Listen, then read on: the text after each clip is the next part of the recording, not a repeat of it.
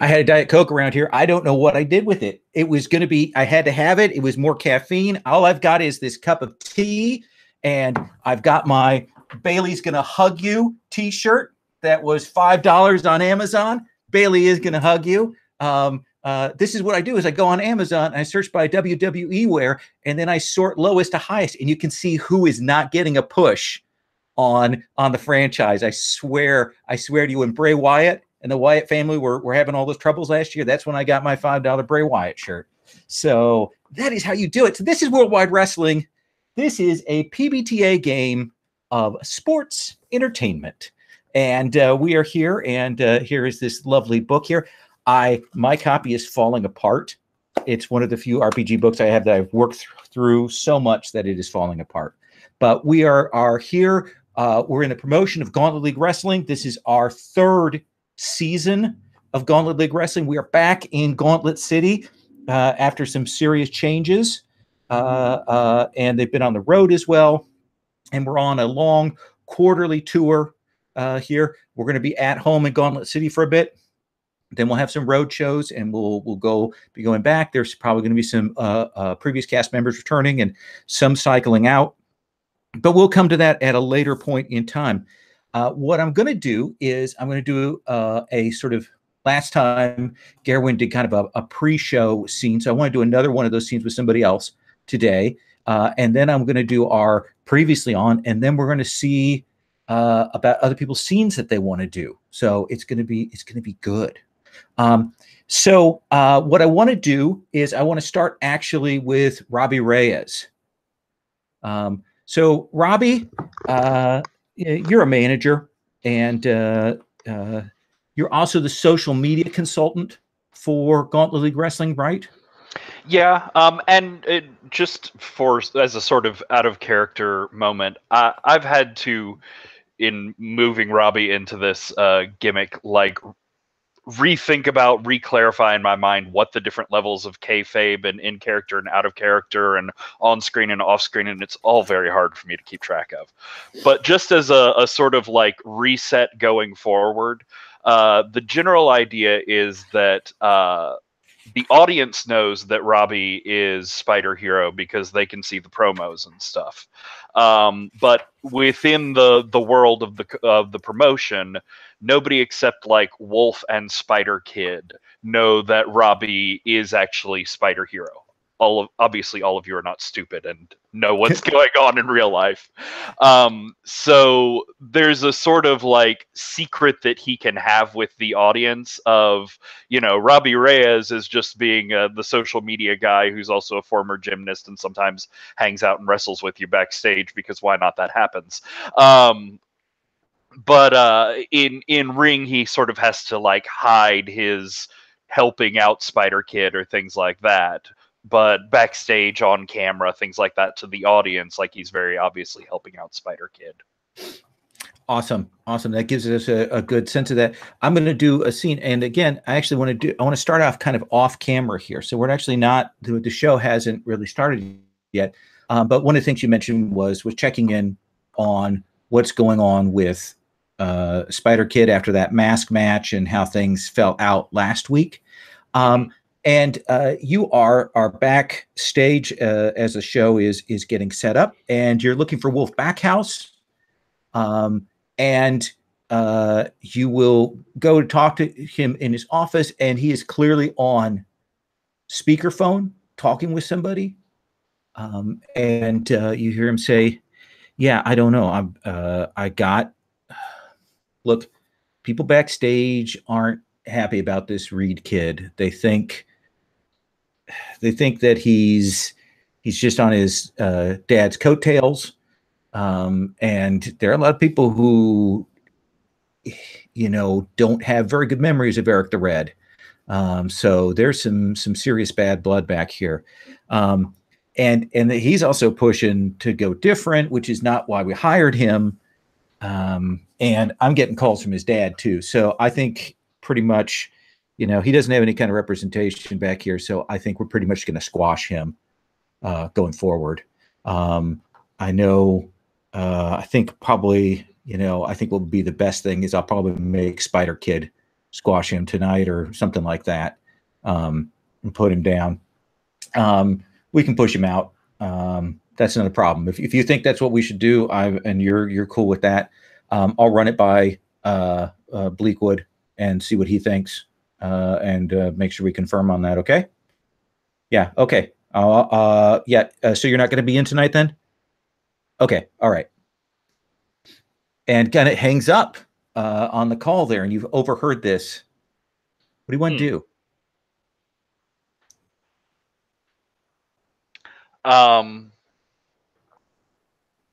So I think he'll sort of stand there for a moment, and then he'll like hustle into the office, like, oh, I just sort of like quickly coming down the hallway now and just came in. Hey, oh, it's Robbie. Great, I'm really glad to see you. Can you sit down for a sec? Yes, I have been wanting to talk to you for a while. Listen, I notice you haven't been putting on the eye patch on screen yet. That's fine if you want to work up to it, but remember, we did have a deal. But anyways, I've thought of a great angle for how to bring in, the whole like superhero angle without disrupting everything that's going on. I mean, we've already got like a force of nature supervillain sort of character, the Kraken. Like, you don't even need to do anything there. It's so easy to just imagine him as this unstoppable force. And of course, Spider Kid, like, he hasn't even won anything yet. He can't do that by himself. But that Thor movie that just came out was really hit. And imagine like Spider Kid and Electric Neon Viking go out there, take down Kraken together, the two of them using, like, I don't know, light effects or something. We'll figure out something for the Reed Kid to fill in there. But just, I mean, imagine some nice sculpting, sort of neon body paint on all that he's got going on. Like, this could be really good. And it's been forever since we've seen the Kraken actually fall on screen. It'd be a good boost for the kid. I know we just did the Kraken Reed match last time, and believe me, I've thought about that as a feud. I mean, that sounds like a good feud, but I think what we really need to do is we need to push up Spider Kid. He didn't look that great last week, and we're going to kind of ignore the whole mask match thing. I think we're going to put him against Reed tonight, and we're going to see what the chemistry's like there. Can I try and push on my move there? Oh, interesting. So one of the interesting things about manager is a lot of the backstage stuff people don't have any moves for. The manager has some moves for doing this. So this is kind of unusual. So what's the move you're triggering here? It's my backstage politics. When you cut a deal backstage on or off camera. Okay. Well, let's have you. I know kind of what you're trying to talk him to get in this tag. Yeah, how about this as a deal?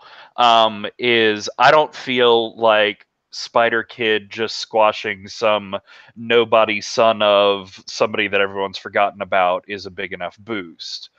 But if Kent Reed can help Spider Kid sort of squash take down Kraken, then next time they can have a falling out between them. Spider Kid can go after Kent Reed, take him down, and it'll be a bigger boost for him. And I'll go for that, on the idea that I can sort of like keep pushing things forward as we go on. Okay. Let's see it, because I definitely have a compromise in mind here. All right. And that's plus real. Okay.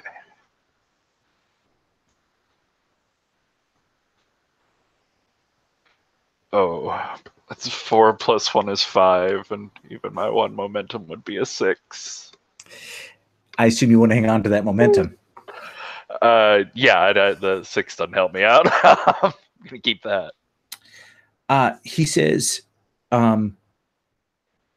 no. That's not how this is going to work tonight, Robbie. You've only been here a little while. I've been working this. I've already got things planned out. You're going to tell Spider Kid he is going to go and he is going to squash Reed tonight. I want him to do it well, and I want to see how well you've got him set. And if he doesn't, then we're going to take another look at your contract. Did I make myself clear? Yeah, clear enough, Mr. Backhouse. Look, we helped each other out before, but we're back here in Gauntlet City. Things are complicated. They're people I answer to. Yes, apparently the past is very far in the past. He opens a drawer, though, and he takes out that eye patch, and he puts that on. So let's cut to the setup for the episode. Typically what you do in a Worldwide Wrestling session, once we've kind of gotten things, is we're going to do the last time on, and you're going to give us the 10, 15 second pitch of what we see in that video of that. So Coliseum, what do we see in the sort of the teaser video for the last time on? The last time on was the last match, the 4-person match. It's just montages of it, but it's just showing all the parts where the Coliseum was in control, which was actually not a lot of it. Right. But I assume we also get the shot of him coming down. That was a good yeah, the Roman column move. Yes, exactly. Yeah. Oh yeah, heavy fall there. And then Kent Reed. Kent, what's the quick bit we see on the previously on from you? I think it's obviously going to be that sledgehammer moment with in the match with the Kraken.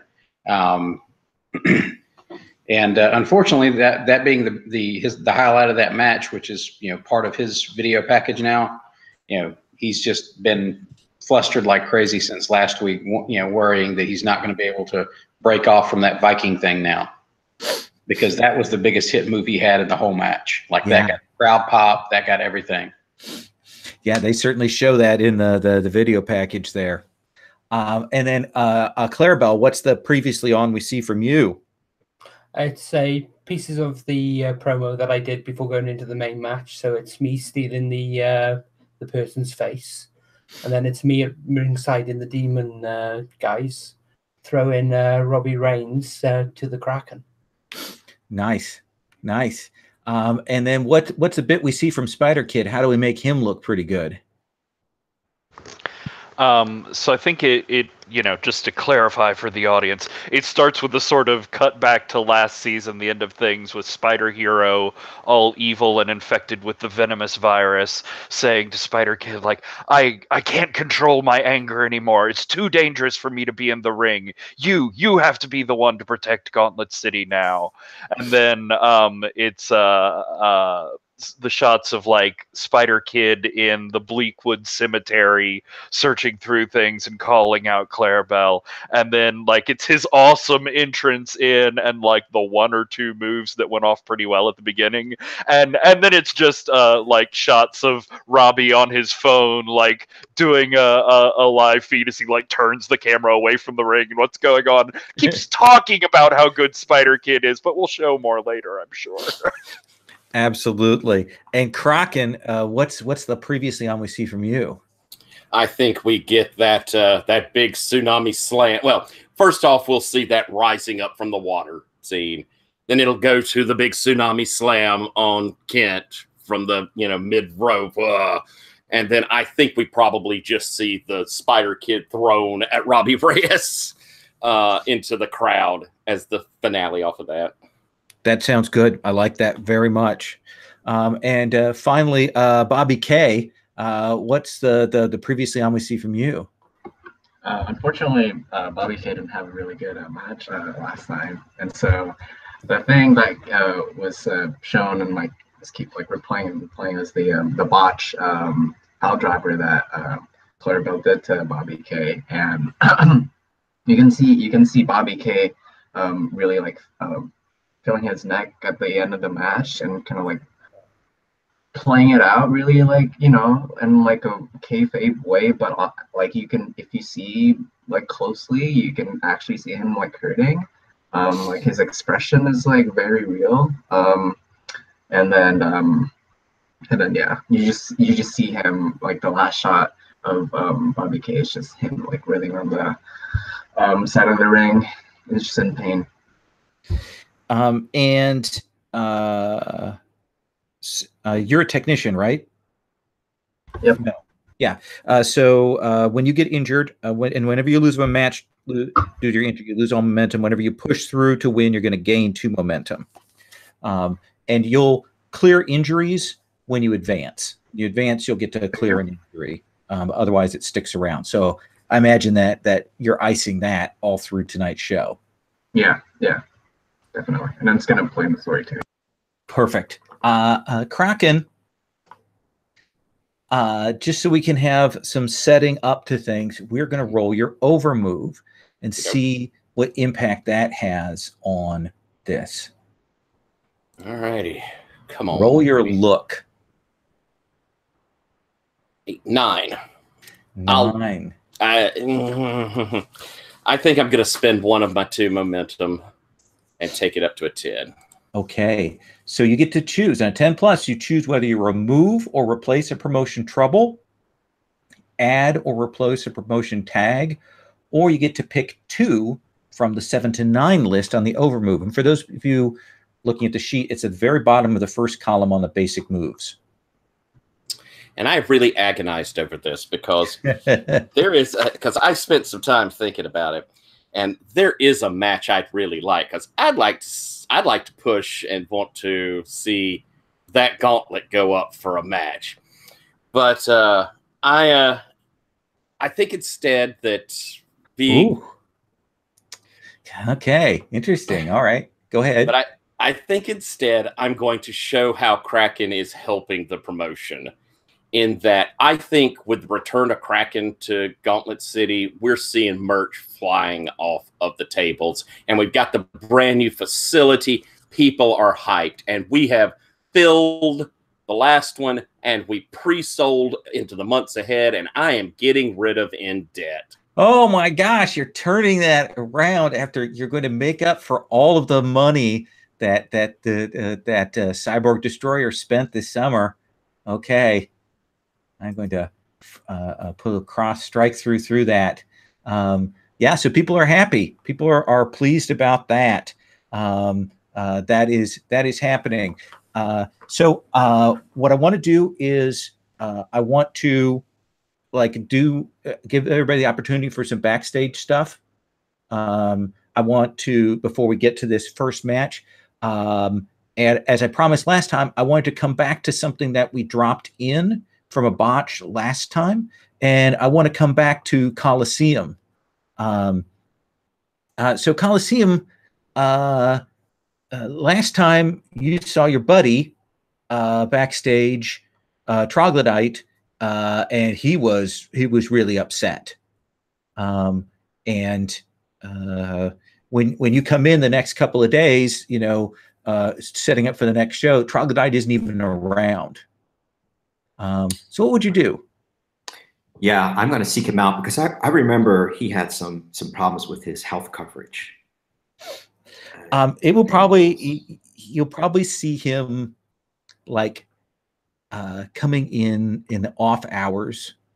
You can see that he's clearly got some problems with one of his arms, like he's having some real tendon problems and stuff. And he comes into the physical therapist, and you have the sense that maybe he's not necessarily supposed to be here, supposed to be taking advantage of this. It's supposed to be for the people who are actually working. But he is there, and he's like, "Oh, hey man, hey, how you doing? I saw that drop you did. Boom. That was scary bump, man." Yeah, that was something. It was something, wasn't it? But what's really shaking me up is seeing your arm like that. I know you haven't been working, so what's going on? So that there's this. That there is some, on-screen stuff with the management and stuff, and who owns it and stuff. Well, there's actually some stuff going on behind the scenes about the finances of the company, and they changed out some of the coverage that we got to save some monies for those of us who hadn't kind of worked as essentially the second tier people. And I went and got some procedures done based on the earlier insurance, and now they're not covering me. Oh no. How much are you under? It's a medical bill. You can't even start counting that shit. Okay. We've been there for each other all these years.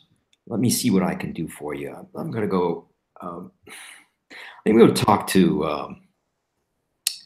Who would I go talk to? He says, "Well, I talked to Wolf. I mean, he's the closest we get to a person we can talk to. Bleakwood's around, but he's just doing creative direction." Yeah. Let me talk to Wolf. Okay. You hang in there, all right? I'll try. They're letting me come in and do a few hours of physiotherapy because I can't even pay for I was supposed to be going to like a workout therapist, but they're not even covering that. You shouldn't even be in the ring. You're not planning on jumping back in, are you? I got to jump back in. If I don't jump back in, my whole coverage lapses. Okay, listen. I've got an idea.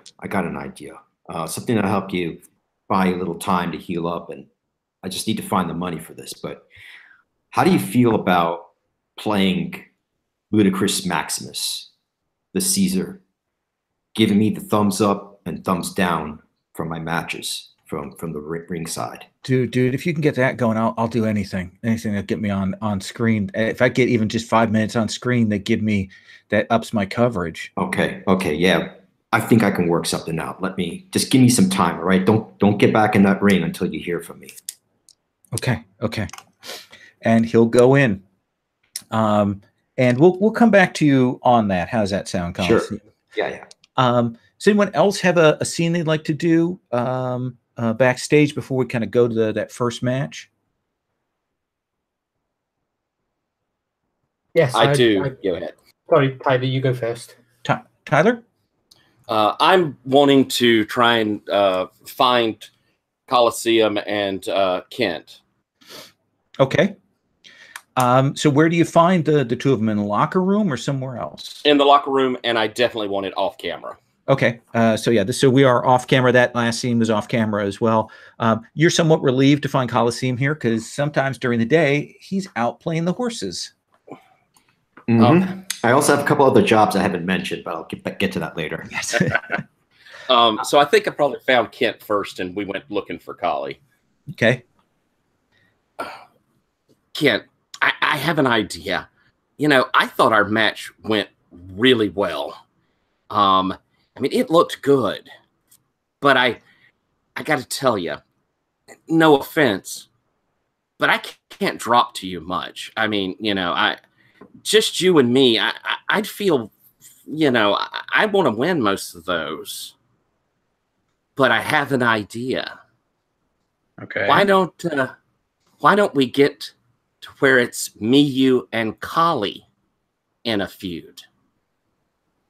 We do that, then we've got someone who's muscle enough to beat me down, and you're fast and clever. You can get wins off on both of us in those cases. And I have a thought. We know that the Gauntlet is, it's vacant at the moment. I want it eventually. But Collie hadn't got much time left. I'm willing to do the honors for him to win that thing. Well, I agree that would be a heck of a way to do a send off if he's looking to wind down. Certainly he's put in enough time to warrant that. And and I understand you are in a situation where you've got to protect your brand. I know that. I grew up in the business, and I understand. I'm here to try and build myself back up, but it's not going to hurt me to lose to the biggest monster on the roster. That's never going to be a problem. I thought so too. Let's see what Collie thinks, and we'll go find him. Okay. So Collie, they'll track you down in the locker room. He's probably still a little bit shaken from your conversation with the troglodyte. Yeah. Maybe you see me with my back turned, and I just put down some pills. You don't see what they are. But I quickly wipe my face and look behind me, and I say, "Oh, Kraken, how you doing, buddy?" Fine, Collie. I don't want to presume, but I have this kind of idea, and I've been talking with Ken about it, and he's all up for it. And I'll basically lay out the pitch again. Mm-hmm. Well, I have been thinking about retiring, for a while, but can't go out without a big paycheck. If this is going to make me money, then I kind of wait for you to fill in the blanks. This could be Titanic. And, you take Gauntlet, maybe you slide a little, well, I mean, retirement's such an ugly word, but maybe you slide off where you're not having to work so hard often. Gauntlet goes vacant. I grab hold, but you can always be back there as that constant threat. You actually beat the Kraken. I like the sound of that. You got yourself a deal, Kraken. Can you make it happen? We'll see what Wolf says. All right. Maybe if we go together, that might, add a little extra oomph. Well, it's up to you. If you got this under control. How about me and you, Collie? We both got a bit of a name, and Kit, you don't mind. We'll set you up. Don't worry. I'm down with that. I've kind of gotten the cold shoulder a little bit from Mr. Backhouse over the last couple of weeks, so it might go over better if I'm not there. You were screen gold last week. I mean, whew, that was a good pop. I thought so too, but I didn't seem to get any calls after that. All right, and then I suppose rap scene to go meet with Wolf at some point. All right, let's check in with the other people who haven't. I heard Gerwin that you wanted to do something, and then I want to check in with Bobby K.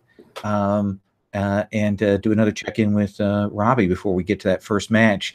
That first match of Spider Kid versus Kent Reed at this point. Yes, I'd like to have an off-screen scene with Robbie. Sorry, with Bobby, not Robbie. Bobby.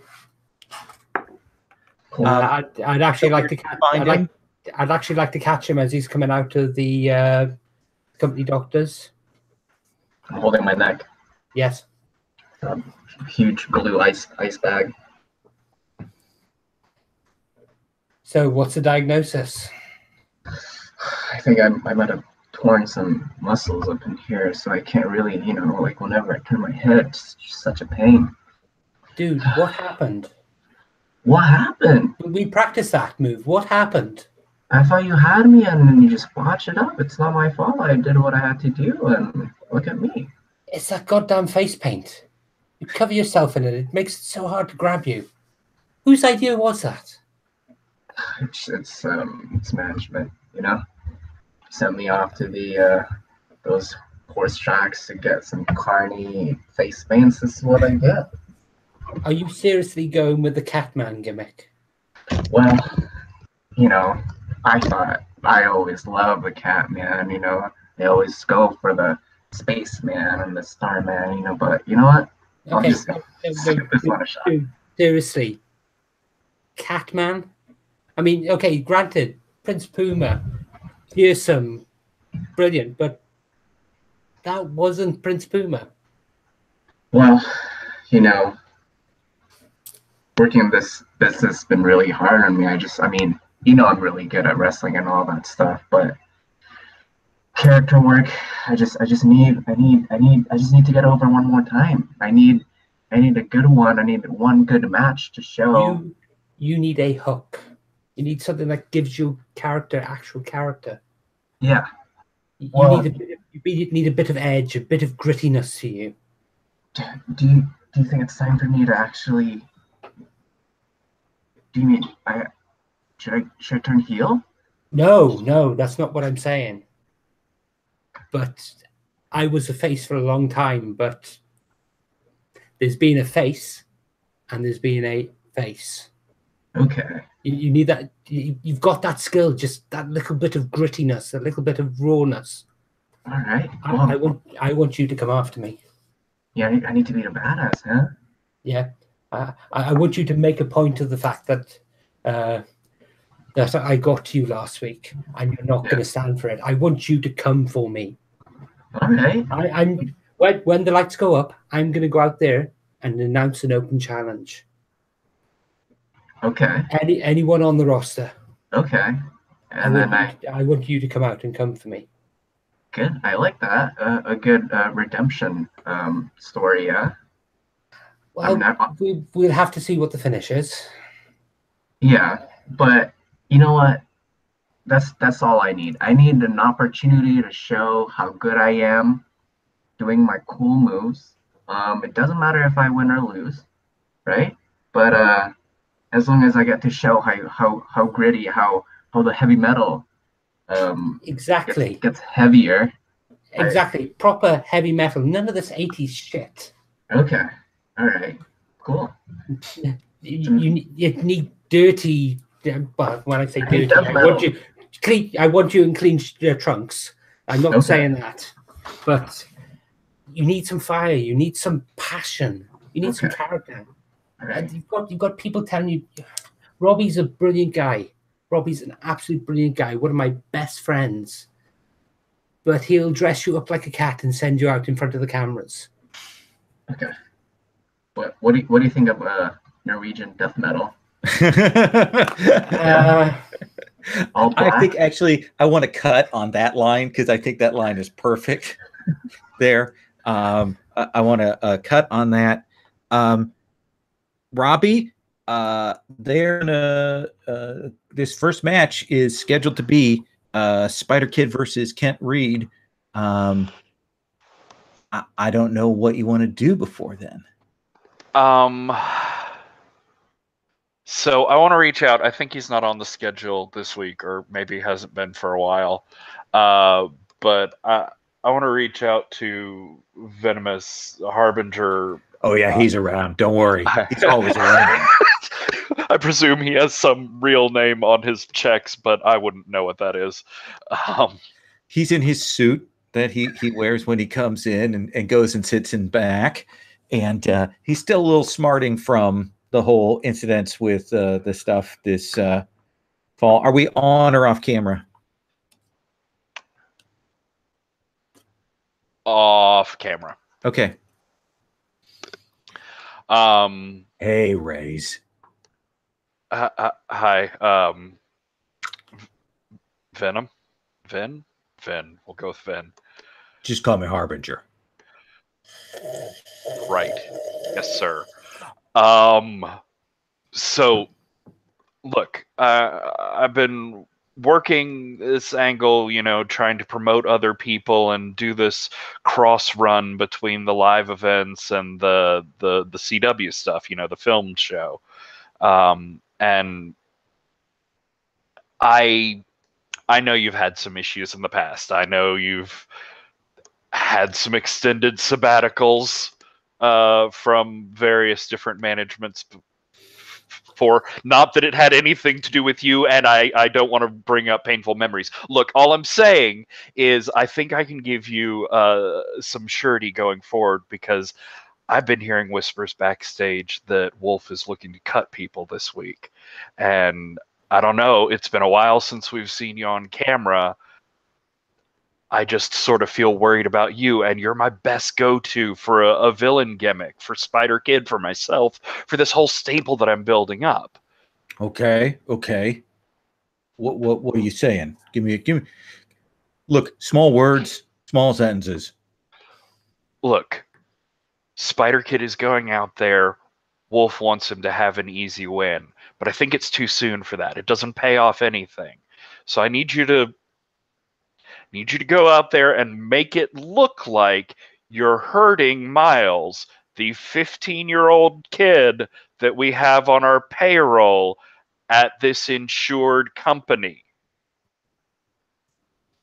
Make it look like he can't even make it to the ring.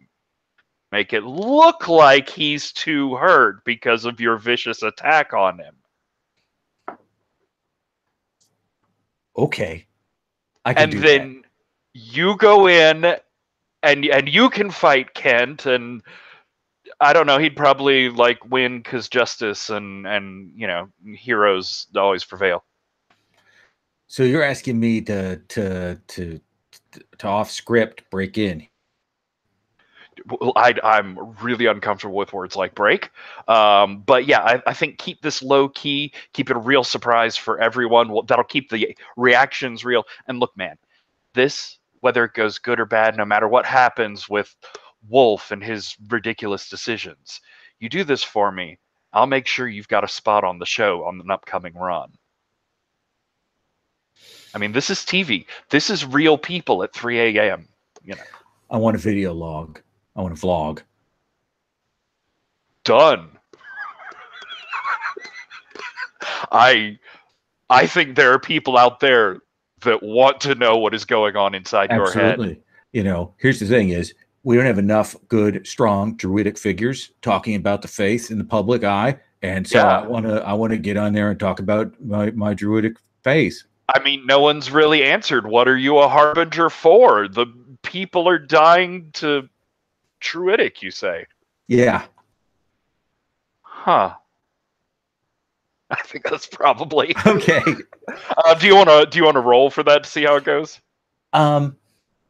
Well, yeah, actually, well, here's what I'll do. I actually kind of want to I want to do a little bit of setup to get Kent a chance to kind of play out.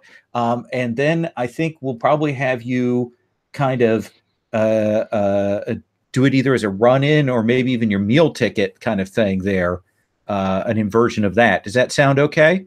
Okay. Okay. And that will create some chaos and maybe give room for some other people to do some things, as I'm hearing. Does that sound cool, people?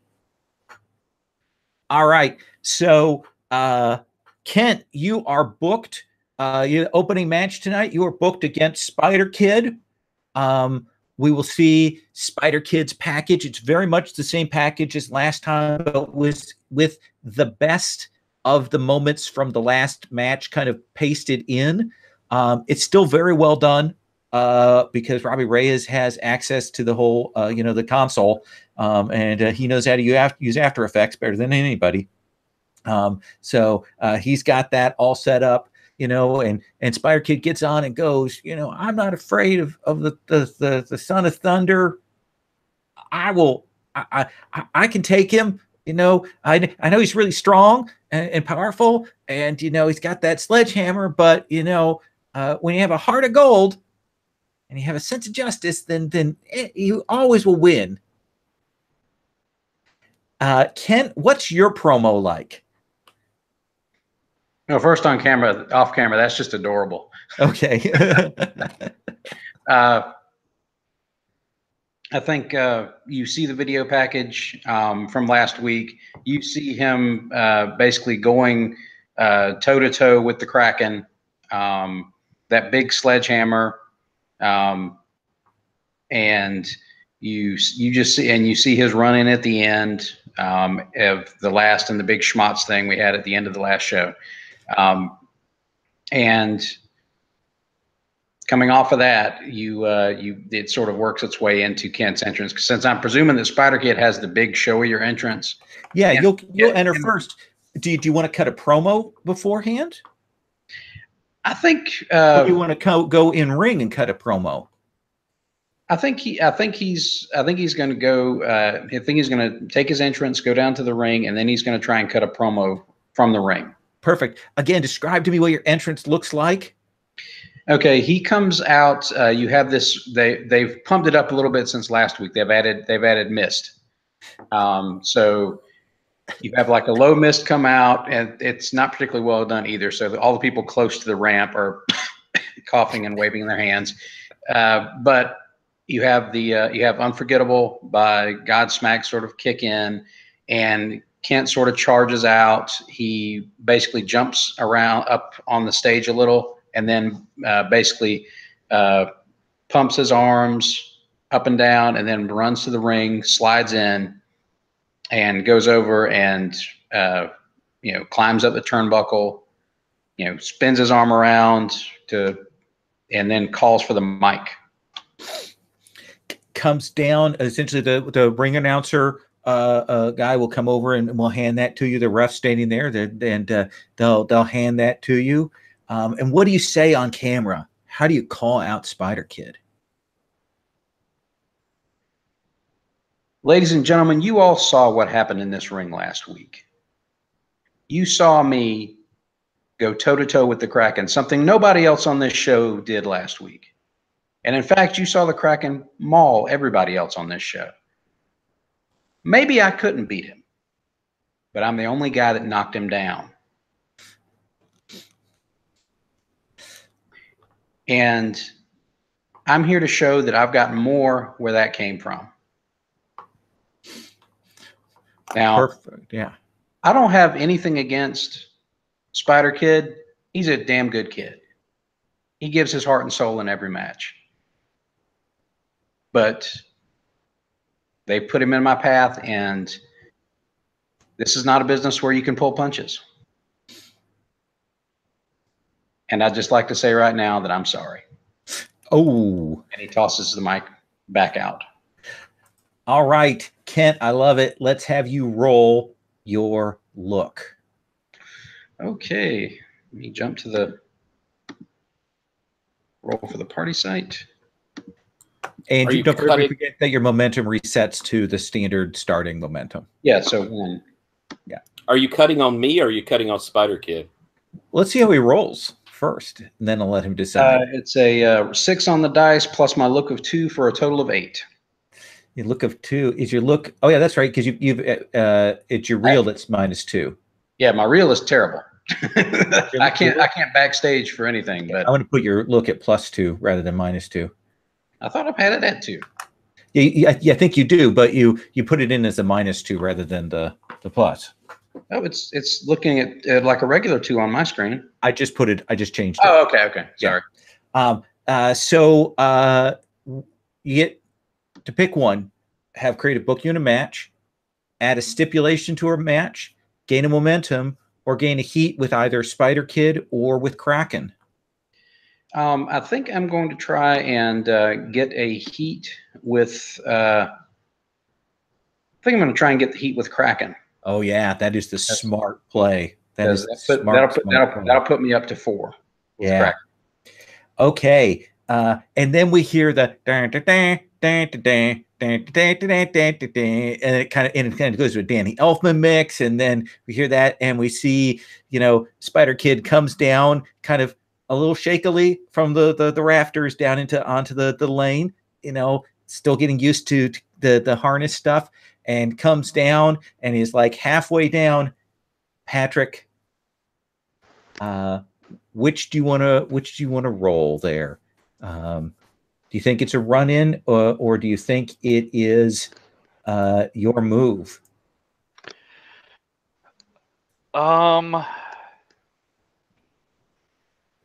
I think we ought to do it as your move, since your move is kind of awesome. That meal ticket? Yeah. Okay. But sort of twist it and refer it to other people, maybe? Yeah, exactly. Okay. So when you interfere on your client's behalf to something them a match, we'll blur some words there. Roll 2d6. Yeah. Ooh, that's 8. That is an 8. So on a 7 to 9, the ref notices your attempt. Choose. Your client uses your distraction to get the win. They gain +2 momentum. Or you interfere, but their opponent still wins. You gain +1 heat with your client. I think that's the interfere one is what's happening there. Mm-hmm. So what we see on screen is Spider Kid is coming down, and he's maybe halfway down when Venomous, again with the sort of the black mask stuff, comes barreling out of the audience. And he launches himself, and he does a spear across the walkway into Spider Kid, and goes flying into the audience there, and sends people tumbling, and take Spider Kid, just absolutely take Spider Kid out. What do you do, Kent? This is not the booking. Yeah. Kent looks aghast, like legitimately aghast, like holy shit. and he immediately leaps out of the ring and charges after Venomous. Okay. Because he's not sure what the heck's going on. Crazy stuff has happened. Booking can be switched up at the last minute, but that looked really bad. Okay. You will see Venomous has clearly... doesn't look like he's injured the kid, but he's clearly knocked him out. And he's kind of picking him up like he's going to drag him backstage.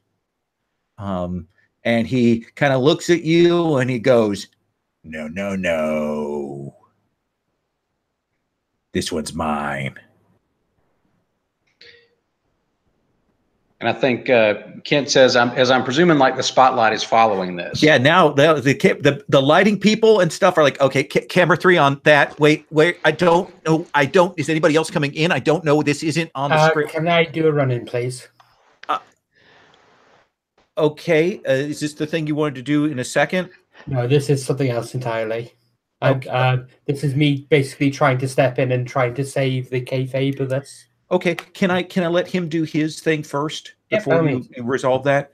So, okay, Kent, what do you want to do? I think Kent's going to basically try and fight Venomous off of Robbie, or no, excuse me, of Spider Kid. Okay.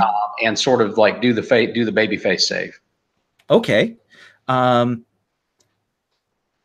do you want to do? I don't think you have the momentum to do that. No, I can't do the baby face move. I'm thinking at this stage, I'm not sure if this is technically kayfabe or not, since I'm not sure how. Yeah. No, I would actually do this as a wrestling move. I would actually resolve this as a wrestling move, and let's see what falls out of that.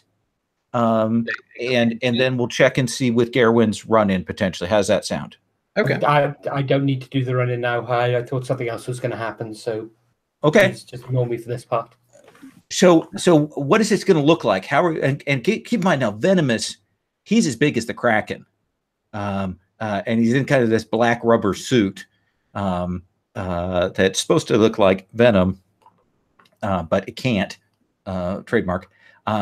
It's got painted white teeth around the mouth, kind of. So what do you want to do to him?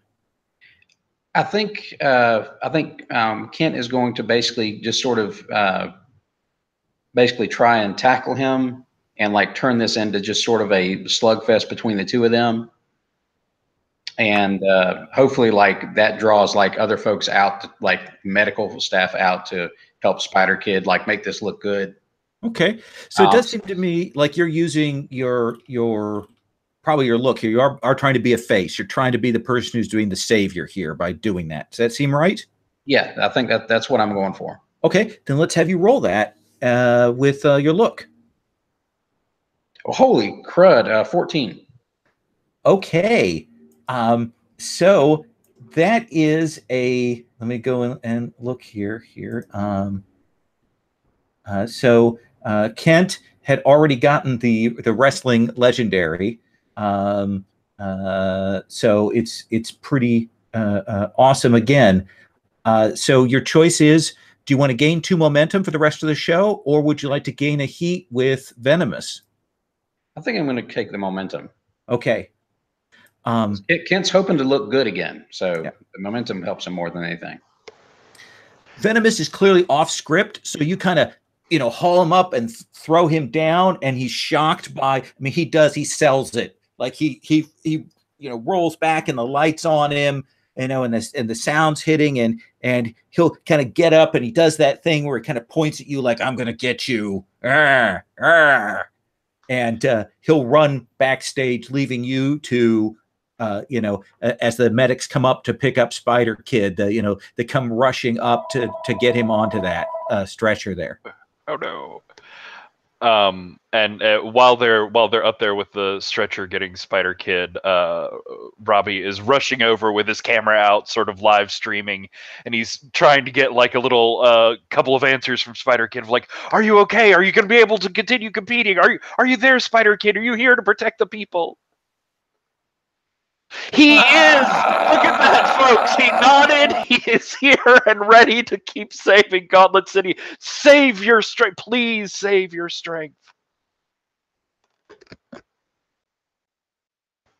they will rush him backstage. They'll pull him back there. They'll get you off stage. Venomous is back there. There is chaos backstage right now.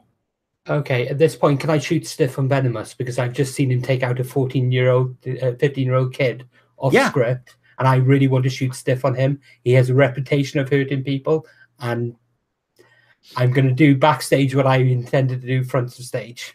Okay, so is this on camera or off camera? This is off camera. I'm laying into him. This is a full-on proper brawl. Okay. This is not something we roll for. I mean, you just start pounding on him, and he's a big guy. That's been established essentially. You start laying into him, and he goes, what the fuck?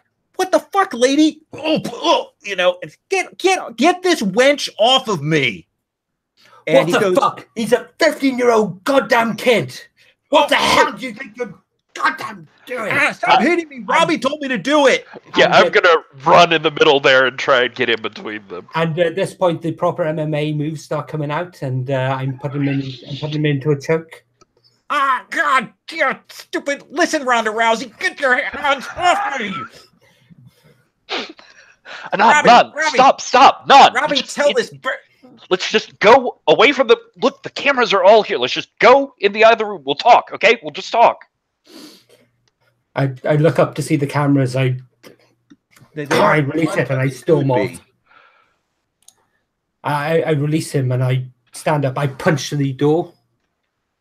And I'm sorry, I punch one of the lockers. Mm-hmm. Basically dent the door and walk up and storm off. Harbinger dusts himself off and says, "That wasn't cool, man. You fixed that, Robbie." Okay. Don't just... I'll get it taken care of. All right. So I think we can do that scene in a second, but I want to see what the reaction shot is from some of the other people. Bobby, what's your reaction to all this?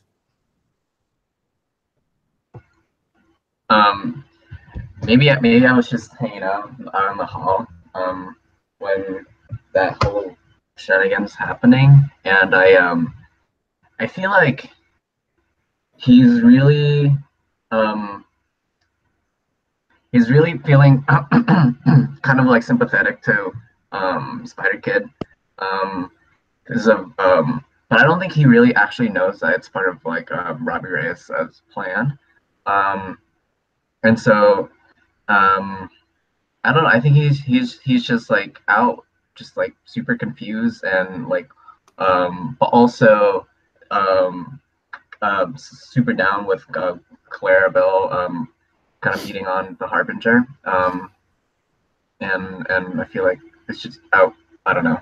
It's trying to like spread them all together. I don't know. And Wolf Backhouse comes running over to you and goes, "Listen, Bobby, I need you to get ready. I'm gonna have to throw something together quick. I'm gonna find somebody for you to wrestle right now, and I'm gonna have to have you do like a 5-minute prep on that. Okay? Can you get ready for that?"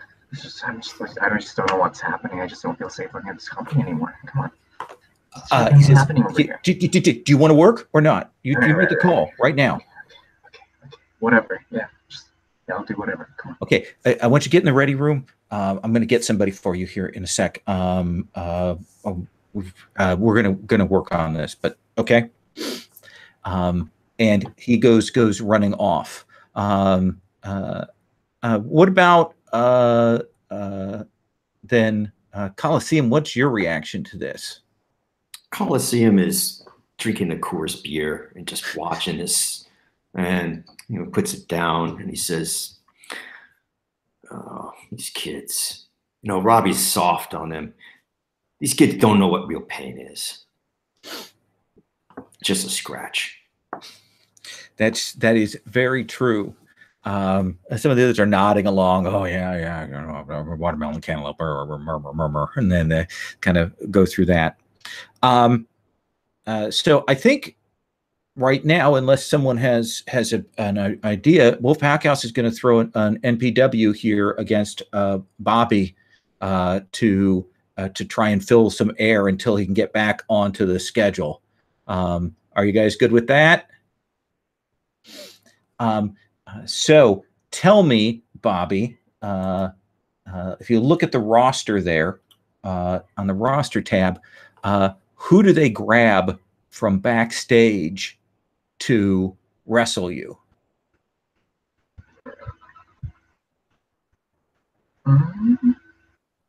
I think they're going to be bringing out the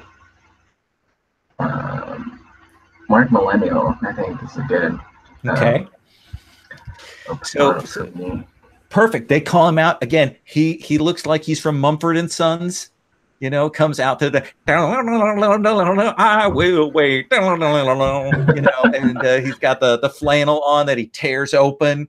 Got the beard there. You know, and he comes out, got the tight jeans. You know, and he's of course doing this whole thing. You know, so what is your promo for that you will cut here on Mark Millennial?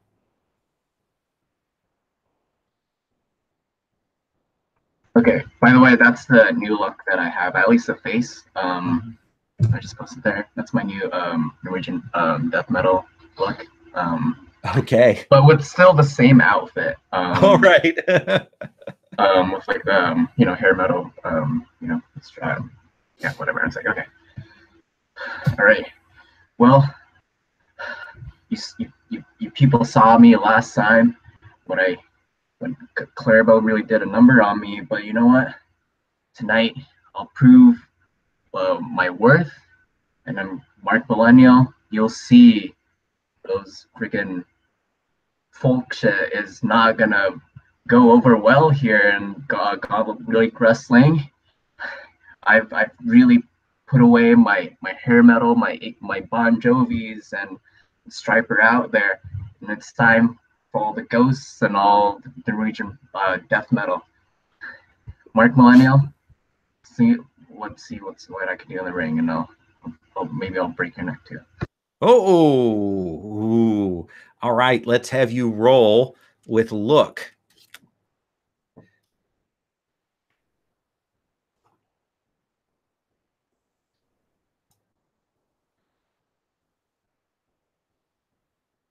Tell me what you get. Where's the roller again? Oh, here. I'm sorry.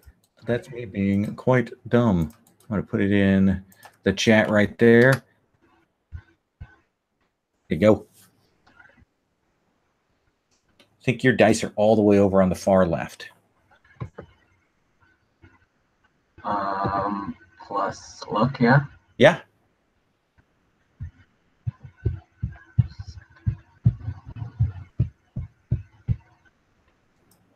I got a 7. 7. So you can make creative book you in a match, add a stipulation to a match, gain a momentum, or gain +1 heat with Mark Millennial. I think I'll make it a no DQ, so I can show how edgy I am with all the color that might show up. Perfect. Let's have that. So you start in control of the match. You mean he's sort of shocked by this change, and you'll see that he kind of adjusts. He's got some technical skill, and he kind of maybe moves in, does that thing where he's kind of trying to get at your hands, maybe to get a hold of you. But you've got control of the match. How does the match start? Okay, so I'm obviously holding on to my neck a lot, and then we exchange forearms, and then Irish whip, and then I put him in my signature vertical suplex that holds up for like 3 seconds. Ooh. Bam, he's down on the mat, and I go out of the ring and reach in for a chair under the inside the apron there. Oh, okay.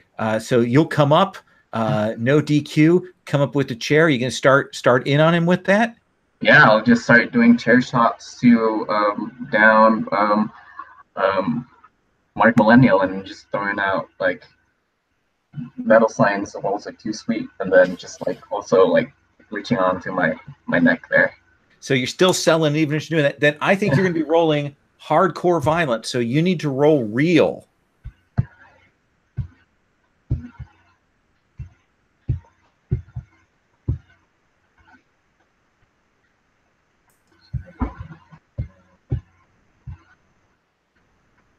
I got a 10. You got a 10. The crowd goes nuts. You're going to gain an audience, retain control of the match, and you get to pick one from the 7 to 9 list. They're under hardcore violence, third column. Yeah, so he's smashing him. He's trying to get up off the ground, recover from that. Takes another shot, trying to get up. He's trying to find his camera. It got dropped on the mat. Yeah, and then I think I'll gain 2 momentums for that. Okay. 79. I'm still in control, yeah. Yeah, you're still in control. He's going to try and get some space out from under you, but if you want to keep working him, you can. You can keep working hardcore, or you can transition into, more wrestling moves, or you could work real stiff. Okay. I think you see Mark Millennial just start noticing my neck injury, and he's started working on my neck. Maybe it's like attempts of like pile driver. Maybe I actually did a pile driver on me, and I was just like rolling around on the mat there. He gets what he calls the banjo string around your neck, and he's doing that where he's trying to work your neck hard. All right, and then I do like I got out of the banjo string, throw him on the turnbuckle, and just like do like a what'd you call it when you like jump onto the person on the turnbuckle, but like on with my back, and I do that. Oh yeah. Gosh, I can't remember what that's called. It's like kind of like a like an avalanche. Yeah. So yeah, you kind of do that fall and come down. So do you think that is something you worked out with Mark Millennial? Probably not. Yeah, probably not. And it might actually be like a stiff move on him, maybe. So it's your call. We can roll it as a standard wrestling move where we roll your power, or we can roll it if you want to work stiff on him and roll real. I'll do just the regular wrestling move, so I can. Okay, so go ahead and roll with power.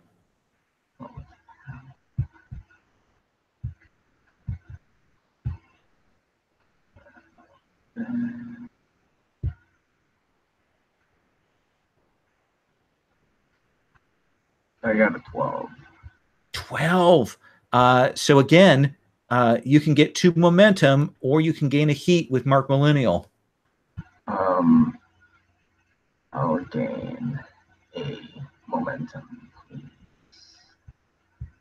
So I'm on 3 momentum. Okay. Here's the thing. You are booked to win because they grabbed Mark before the show. I mean, you're kind of selling. So tell me what your finisher looks like on Mark Millennial here.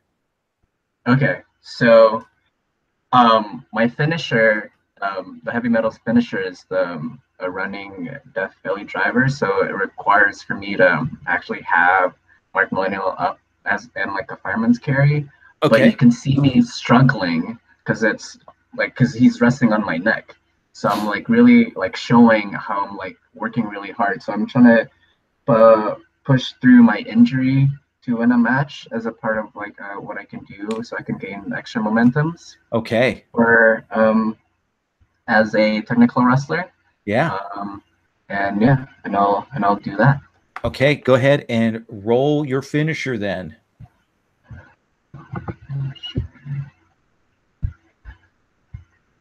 And it's just straight 2d6 plus you can spend momentum. And I think I think you get +2 for your move as well. Exactly. Specification. Yeah. And it's that's right, for plus work. Yeah. Yeah. So you get +1. +1. So I rolled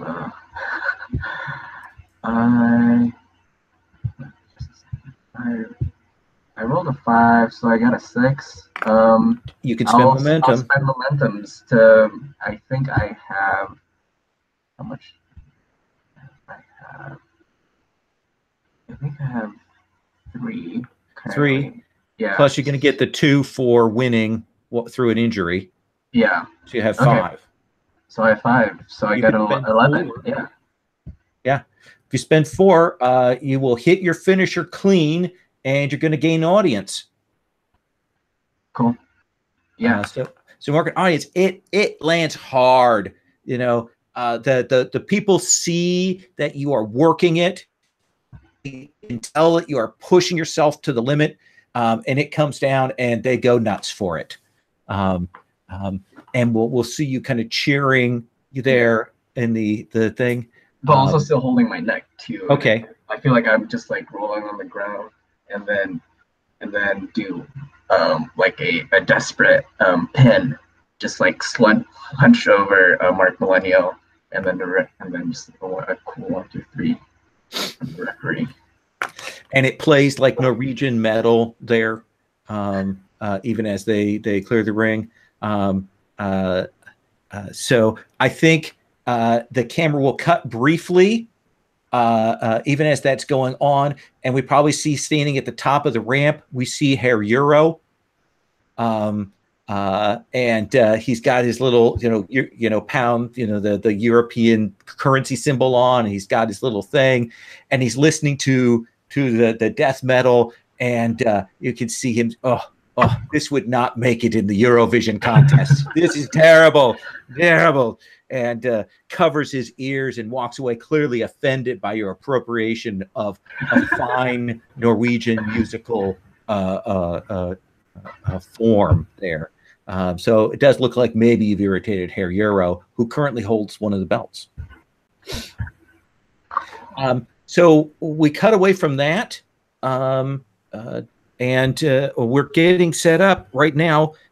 It looks like they are trying to get things figured out backstage on how they want to do stuff. So they are talking about that, and they're going to come to you, Clarabelle.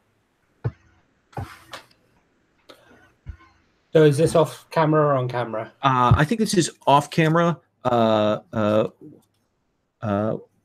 Wolf says, I had to shift one of the matches around because of that change up we've got there. We had you and Kraken scheduled for this first match of this feud on the next thing, but I'm going to move you up 10 minutes. So if you can go get Kraken and do the final check, and we're gonna put you 2 in, okay? Okay. No, not okay. What the hell is that asshole still doing working for the company? I seriously, Harbinger. I know Bleakwood. I know my brother wanted him back. The guy isn't safe. You saw that bump that 15-year-old took. Don't tell me that was planned. He looks at you and he says, Bleakwood did not want Harbinger back. Harbinger was asked back by Mr. Reyes. If you have an issue with this, which it seems like you do, Clarabelle, then you probably need to talk to Robbie about that, since this is all in support of his gimmick. What? So last season, that was actually down to Robbie? That was in consultation with Robbie about how we were building up the Spider brand.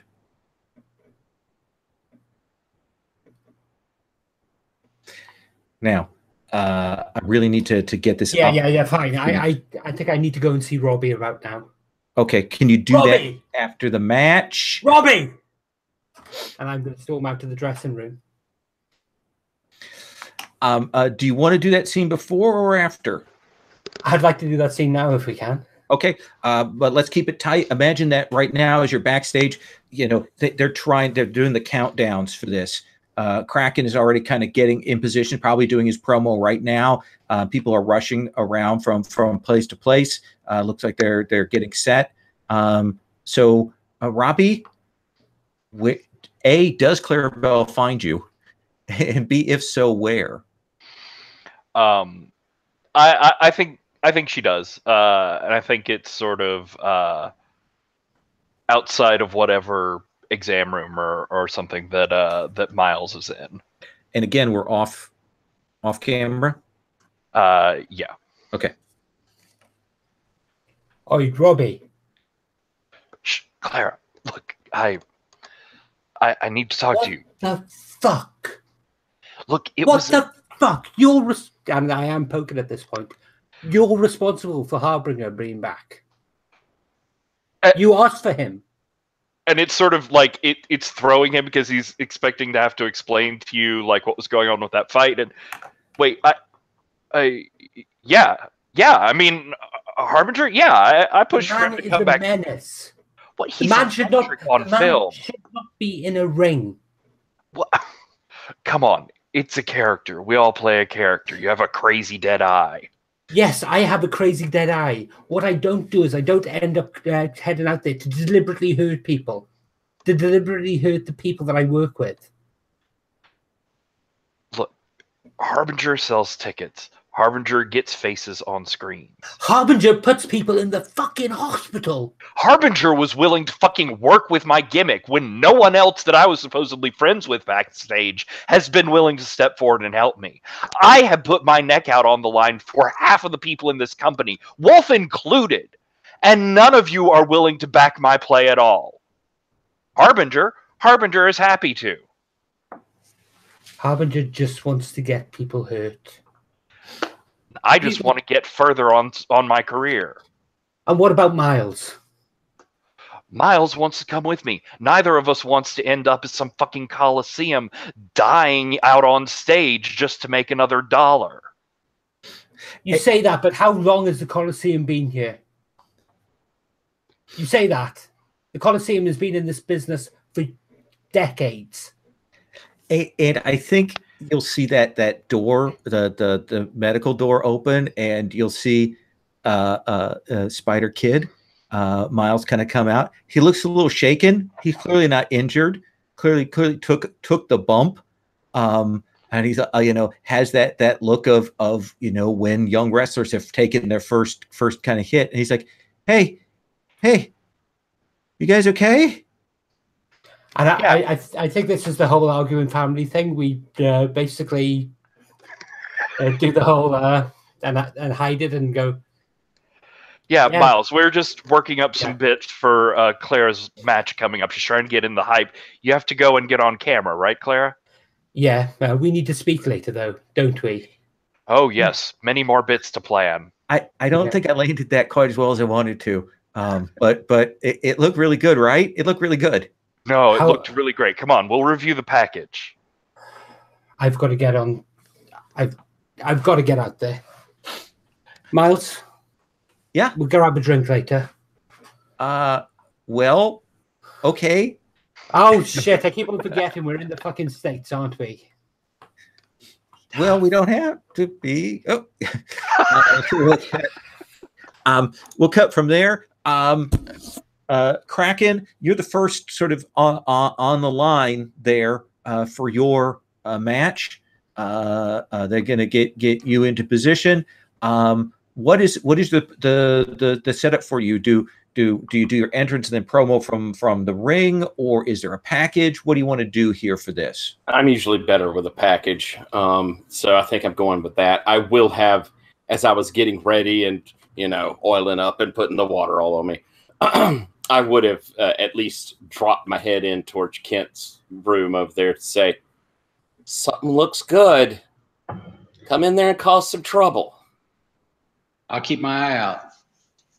And as I prepare myself. We see that video package. Probably going to see the image of where Clarabelle. We don't hear the words. We just see her up there talking to Kraken when he was in the ring before to try and crush Kent. So we just see the pointing and Kraken, and then we see the Kraken going down after the two of them, and Clarabelle flinging Spider Kid in his way so that he grabs him. And then we get that rise up from the water of Kraken, and he comes out. The sparkle around, the fog, the mist, as he stalks down to that dirty guitar. Steps in the ring.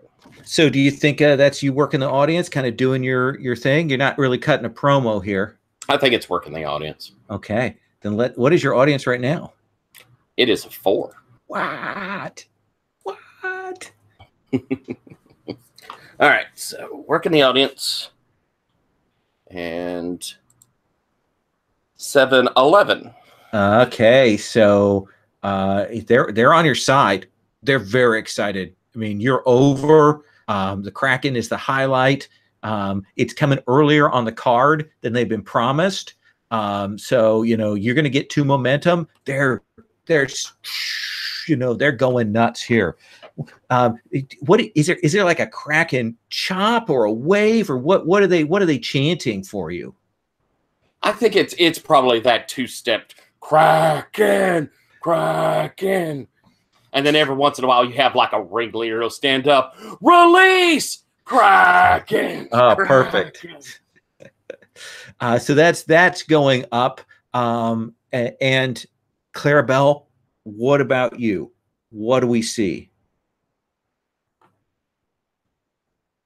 Okay. Yep. Okay. I've not had time to record my traditional elaborate promo, so I'm not in the demon gear.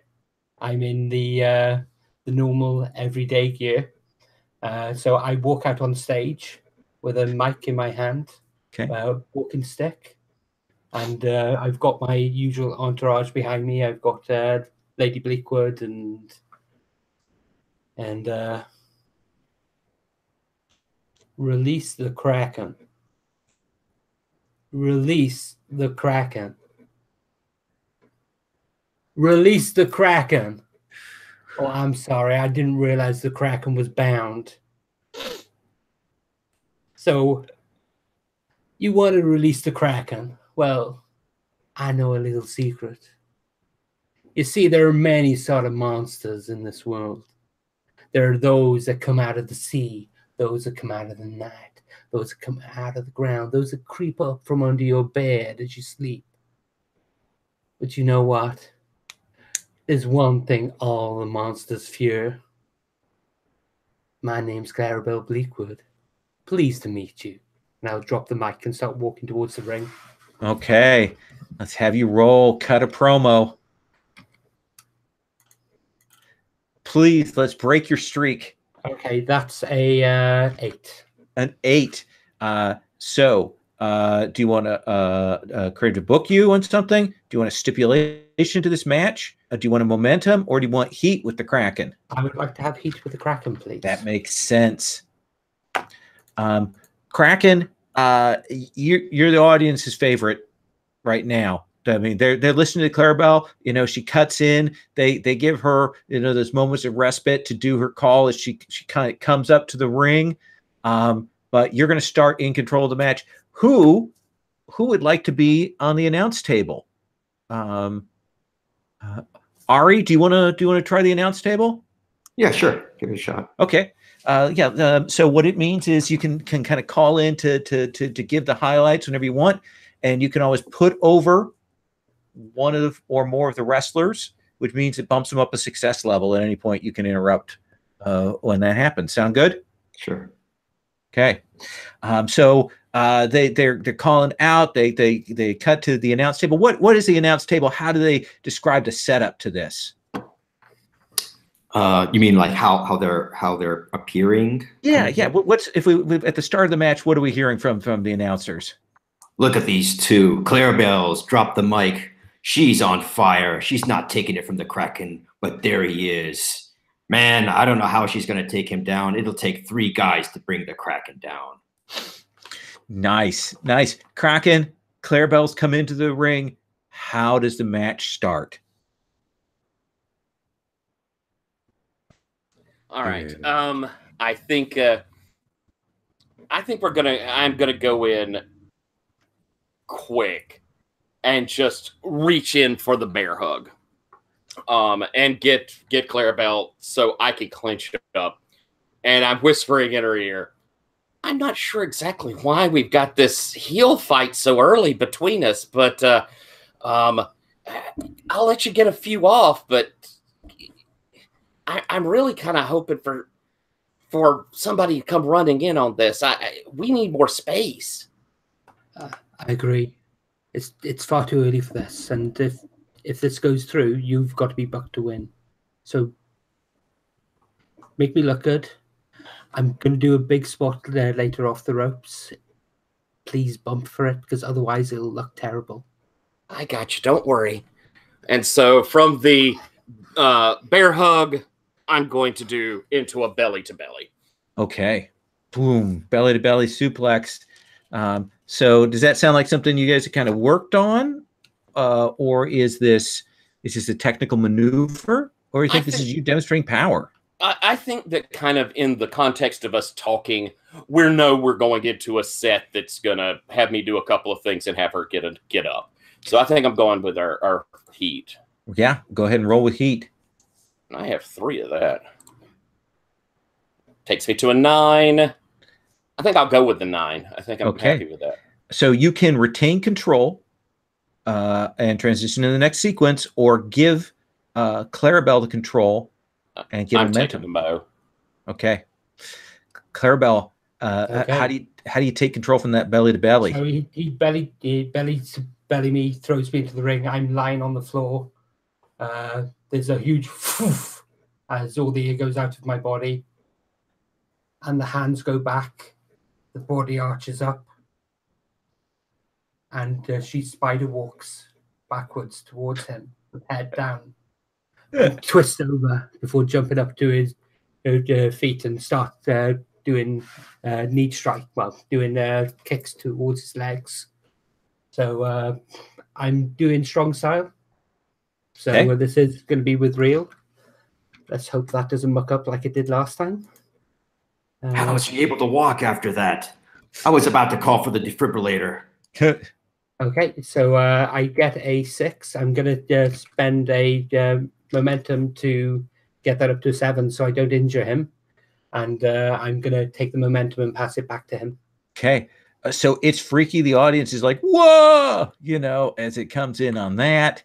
But Kraken, you get control back from Volo. I think I'm paying the weirdness that Kraken sort of and is seeing this as this oddity going in, and something we don't see from him much, like edging around the ring and trying to look for a spot to jump in on. And I think it'll take a couple of those swipes as we see her move before he managed to kind of connect. And he's going to connect with basically just a chest pop, just a loud chest pop. But that's going to stagger Clara enough that I can move in, and I think I'm going Baron Rushki. I'm going to put the claw on the head and do the claw and a lift. Ooh. I'll support from the butt. Right. But I'm doing the lift with the claw and Okay. And I'll struggle. I will sell for it, and I'll be trying to kick out. I'll be grabbing the hand, because obviously that's how you support yourself while you're up there. And so perfect. Roll your move. Have you roll power? Thank you. 6, 7, 8. You could keep control, or you can give control and gain momentum. I think I'm going to keep controlling this. I think I want to go into a sequence there. Okay. And so I'm going to do that elevation up so that I've, pushed her up high enough and prepare to do the launch into the turnbuckle so she'll slam up against it. But as I do, she grabs hold of my arm going away. So as I release, she sort of does this swing across from my arm that leads up into a Hurricane Rana up to my head. And we get that scissor, and she starts the twist. And I don't do the full fall over. I think I go with the twist until I headbutt straight into that turnbuckle in the corner. Nice. Okay. That definitely sounds like a heat move to me. Yeah, that's a coordinated effort there. Let's see you hit that. That should be a good sell. Let's see. Just don't roll snake eyes. Why not? Whew, close to. That's a 3. Takes to 3 more. That's 6. I'll spend a momentum for that to get it up to 7. Oh. Get my momentum back and hand it over. Okay, so it doesn't hit great. I mean, it hits, but people can see you guys kind of work for it.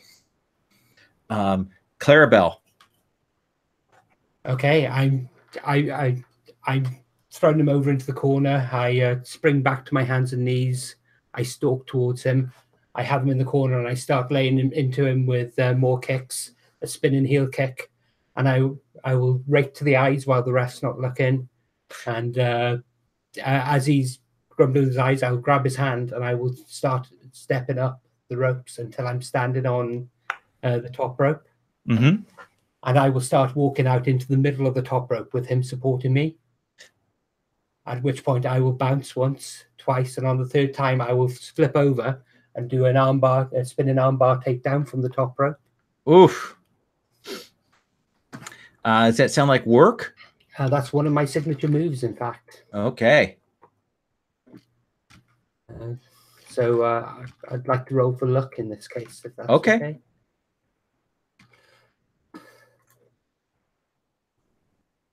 Okay, and that's a 8 again. Okay.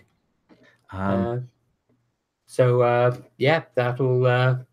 I'll take the momentum from that and pass control back to the Kraken. Okay, guys, kind of going back and forth. Good exchange of things as you go back. Kraken, where are we at now?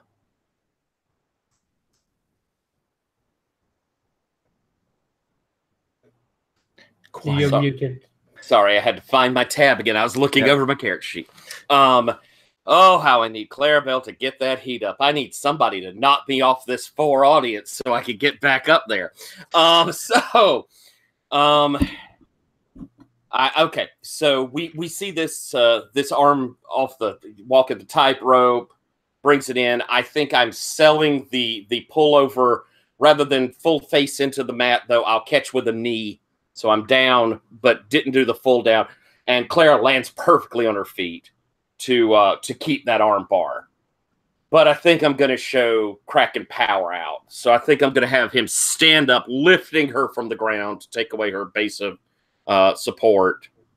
And then do that kind of, the Russian leg sweep, where we both go backwards to the mat. Okay. What do you think that is? Is that power again? I think it sounds technical. I think I'm having to be pretty technical on that one. Okay, let's have you roll that. It could go poorly. It did go poorly. That's a 4. I'm not willing to spend Mo on it. I take the 4. Okay.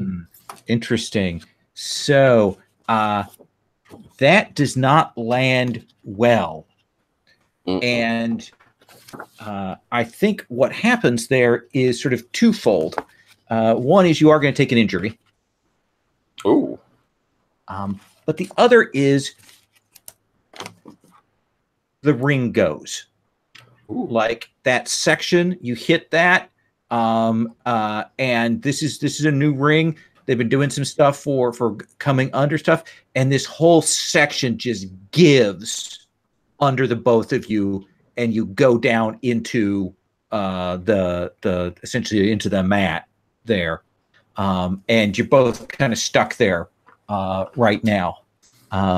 So let me check in with the other with the if anybody's doing anything when suddenly that happens, like the apron goes in, kind of collapses. The whole thing doesn't fall like the gimmicks with the Big Show, but it does break in that section, and it's clearly not supposed to have happened.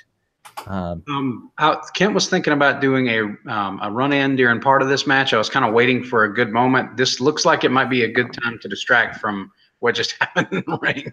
Oh, perfect. So to describe to me what this run in looks like. Okay, both of these two were focused on basically hurting Kent last time. So he's coming out and he's playing on that. He comes out and he's pointing down to the ring like he's pissed at both of them. And he comes up and he's basically going in, and as they're sort of slowly getting back up from the broken part of the ring, he's going to go after both of them, just like shots one, then the other, then the other, then the other, back and forth like that. If we had to pick one of these two that it's clear that that's the reason you're coming out here, which one would it be? Would it be Clarabelle or would it be Kraken? I think it would be Kraken. Okay. That's the one he's got the most heat with. Then let's have you roll heat.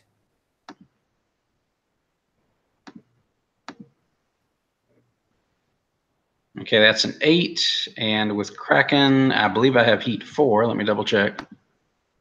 Yeah, I have heat 4 with Kraken, so that's an 8 plus 4, 12. It's a hot angle, so you both gain +1 heat with one another. And you get to pick one from the 7 to 9 list on the run-ins. Okay. Let me get to...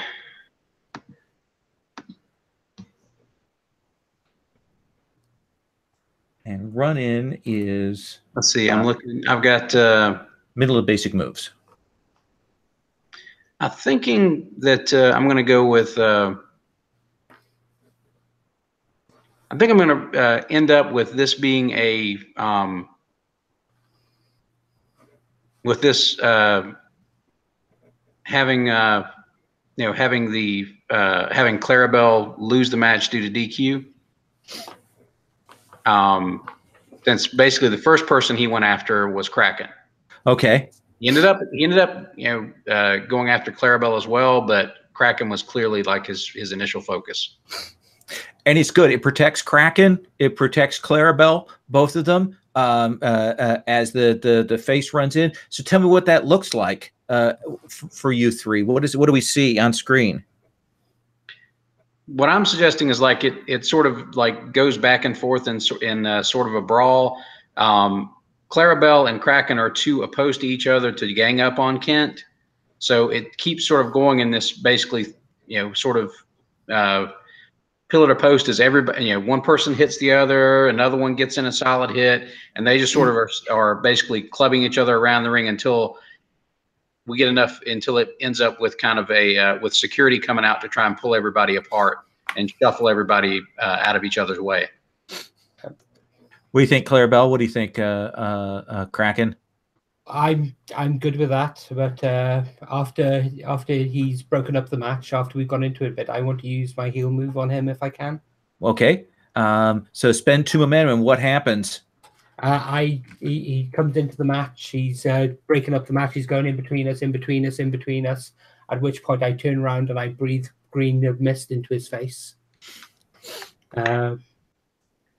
As he's clutching his eyes, I start laying into him, beat him to the floor. I'm basically putting him so he can't fight anymore, and I'll basically throw him into the pit. Perfect. So you're leaving him helpless on the floor? Yes. Okay. Can I do a run-in if it's not too weird? So tell me what we would see there. You as Clarabelle did the miss on the miss. Yeah. I come from behind and start putting Clarabelle on a pile driver position as a callback for the last match, and I whispered her like, just play along, just you. I want you to like do a reversal and do another like a really. I want this to be a really safe pile driver on me, okay? As I do a pile driver on you. No, hit me with the pile driver, then let the Kraken smack you. Oh, okay. All right, I'm into that. And so that's what I was trying to do. What's your heat with Clarabelle? Where mine's on, I think it's 2 2 with Clarabelle. Yeah.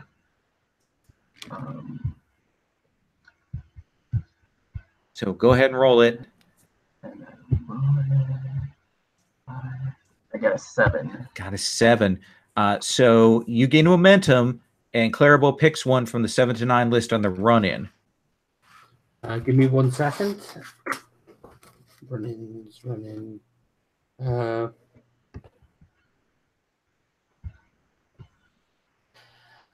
Your interference doesn't change the result of the match, but creative books the 2 of you in a match later in the episode.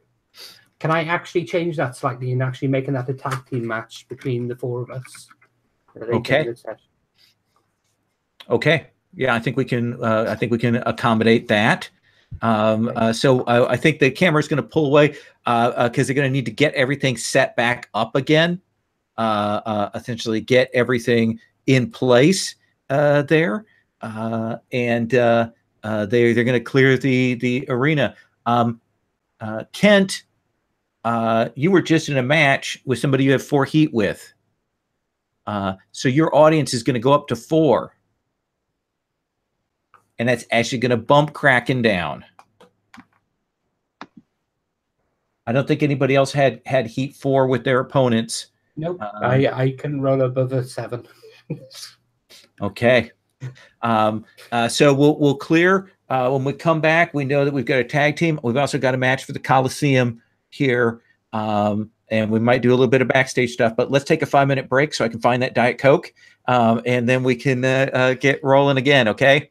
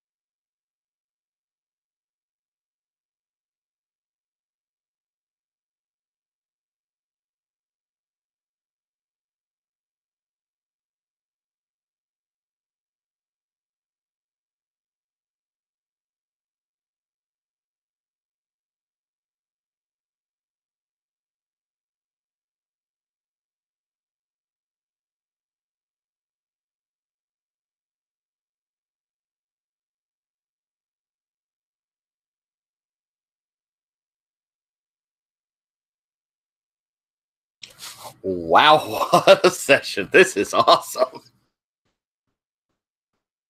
Some good swerves. Yeah. Some good swerves there. Woo. Chris, you and your kid look just alike. They do. They do, unfortunately, poor little guys. But I've got a move for Kent that I didn't remember to trigger last session after I worked with Kraken, but I think I want to do it now. Oh, okay. It's his always learning move. Oh, yeah. Let's go ahead and do that then. He rolls plus work anytime he works a match with anybody who's better than him, which pretty much everybody on the roster by default is probably a little bit better. So let me do that. His work is 0, but it's still a 10. Awesome. So you get to pick 2. Okay, let me look through that list again. And Ari, oh, I thought Ari was there above it. I have to think his audience is above 1 or above 0. Yeah, I think so. I think he's going to take. I've already got plus 4 heat with Kraken. If I could, I'd like to take an additional heat with Clarabelle, and take +1 momentum, because I think she was involved in that as well. Yeah, that seems fair to me. That seems. I like that. Because I can't take any more heat with Kraken. I can't. I would have 6 heat with him now if I took that. Right. Yeah, we're in fuego. On fuego. Okay. So let me add that in. Yeah, I moved Ari's up to 1 because I'm pretty sure he was at 1 because I don't think he lost any last time. I don't think so either. And he'd still be at 1 probably off of that advancement, so he wouldn't get fired. Yep. Zach, I'm loving what you're doing with heavy metal. There's the sort of standing up for gimmick at the same time really being super generous as a wrestler is super cool. It's very nice. Cool. I appreciate it, yeah. I love playing it. And I'm thinking that the match between with if he ends up going into a program with Clarabelle, that would be an awesome series of of matches for like the hardcore fanboys, because both of them are legit shoot fighters. Yeah, they can. Yeah. They're the ones that like everybody would look at and go, yeah, this would be a legit good fight. Also, I feel like this match would be super interesting because Kent and Heavy Metal, Bobby K, we're in a tag team together. In the past, didn't we establish that? And now you're going for a Norwegian death metal gimmick, which exactly combined with Thor, it's sort of a natural. Well, that is a really weird gimmick, because if I remember right, isn't your character like from Hawaii or something like that? It was like the actual, like Bobby K's like birthplace. But yeah, he's trying everything to be edgy and get his character over. So he's pretty desperate, but it's working pretty well, I guess. So I think what I'd like to do is I'd like to check in with the 2 characters who weren't on screen for that. Check in with them. Then I actually have a match for the Coliseum. And then we can do that tag team. Excuse me. Coke. Anyway, there we go. So let me check in with the Coliseum first. When all this is going on, I know you have some things on your agenda. What do you want to do? Yeah, there's a few things. The first one, I never got a chance to go see the Wolf. Then let's do that first. Maybe we do that with let's perfect. The Kraken. Do you want to go talk with him, bring the Kraken along, or do you want to talk with him privately about stuff beforehand? We'll bring the Kraken along. I think it'll save time. It's more expedient. Yeah, bring the Kraken. And we'll assume that this maybe happens as they're repairing the ring and they're showing some highlight reels, and then they'll probably throw like Rattler Queen and Dr. Esplosiones will go out there and they'll do a quick lucha match, all the high flying stuff to kind of get. They're also don't weigh 500 pounds, so they won't break the ring, while they're trying to reinforce it there. So Wolf is there. He's talking with some contractors right now and figuring some things out. And then he's almost relieved to see you two. Oh, yeah. Come in. Coliseum. What's your character's real name? I have something here. What was it? Maz Beckham. Maz Beacom. Yeah. And I assume you've been around long enough that he might refer to Kraken as Croc, and he refers to you as Maz. Yeah. Maz, Kraken, come in, sit down. Thanks, Wolf. Wild night. Yeah, that was nuts. Yeah, you did more damage to the ring than you did to anybody else. You all right? I'm good, but wow, that was really something, Wolf. I don't completely know what's going on there. Clarabelle had some issues apparently with some other people tonight. She's a little on a tear right now, but I thought she did a good job in the match. Everybody seemed like you guys were on it, and the run-ins were good. Everything looked good. You guys kept with it, and I gotta tell Kent did a great job of pulling that out of the fire. I gotta tell you, I was seriously thinking about cutting him, but after that, after his good job in that first match, and after him saving that match, I'm rethinking. Yeah, maybe I exchange a look with the Kraken. We need Kent for our idea, right? Yeah. Well, go ahead. Please go ahead. I'm glad to hear that, Wolf. I'm up for anything, but Collie here and I had an idea. Collie, tell him. Wolf, there's good chaos and bad chaos. Tonight's chaos was good chaos. It happened at the right moment. It's my time to go. And we got an idea here for three of us. Me and Kraken and Kent are going to work together to give me a good send-off. I'm going to be putting Kraken in the right spot to take the giant role permanently. Okay. So what are we talking here? What's the gimmick here?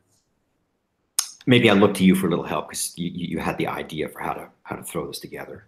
Well, we've got, Kent up there, babyface and giant killer. We need someone to play off of. Can't just have Collie and I banging up against each other. That'll get boring. But we can do business with him.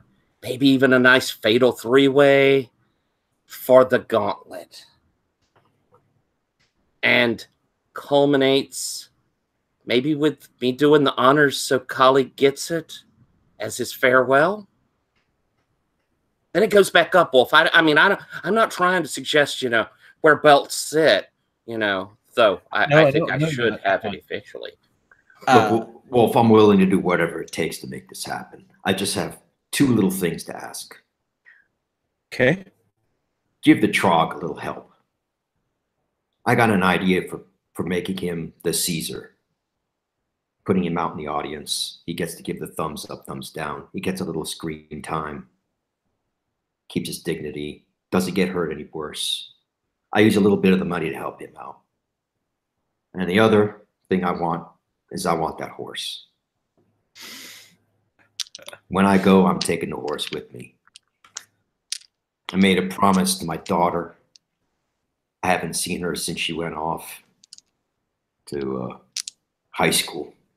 It's not even college yet. I haven't seen her for 4 years. I promised her a horse. My wife left me. I don't want to get into that again. But I want to make it right for my daughter. So when I go, I'm taking the horse with me, and you're taking care of Trog. What do you say? Let me offer you a compromise that does all of this and more. but you got to play ball with me a little bit, okay? Hang on one second.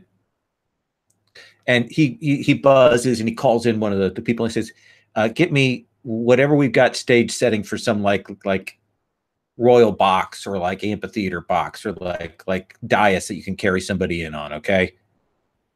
And maybe some laurels like ivy. Go outside. There's some bushes outside. Grab some of that shit, okay?"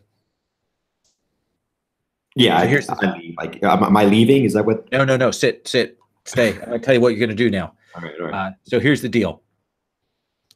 I want to have you get the belt right now off of Hair Euro. I'm going to have you take that, get a hold of that belt. It's not the big belt because we're still holding on for the gauntlet.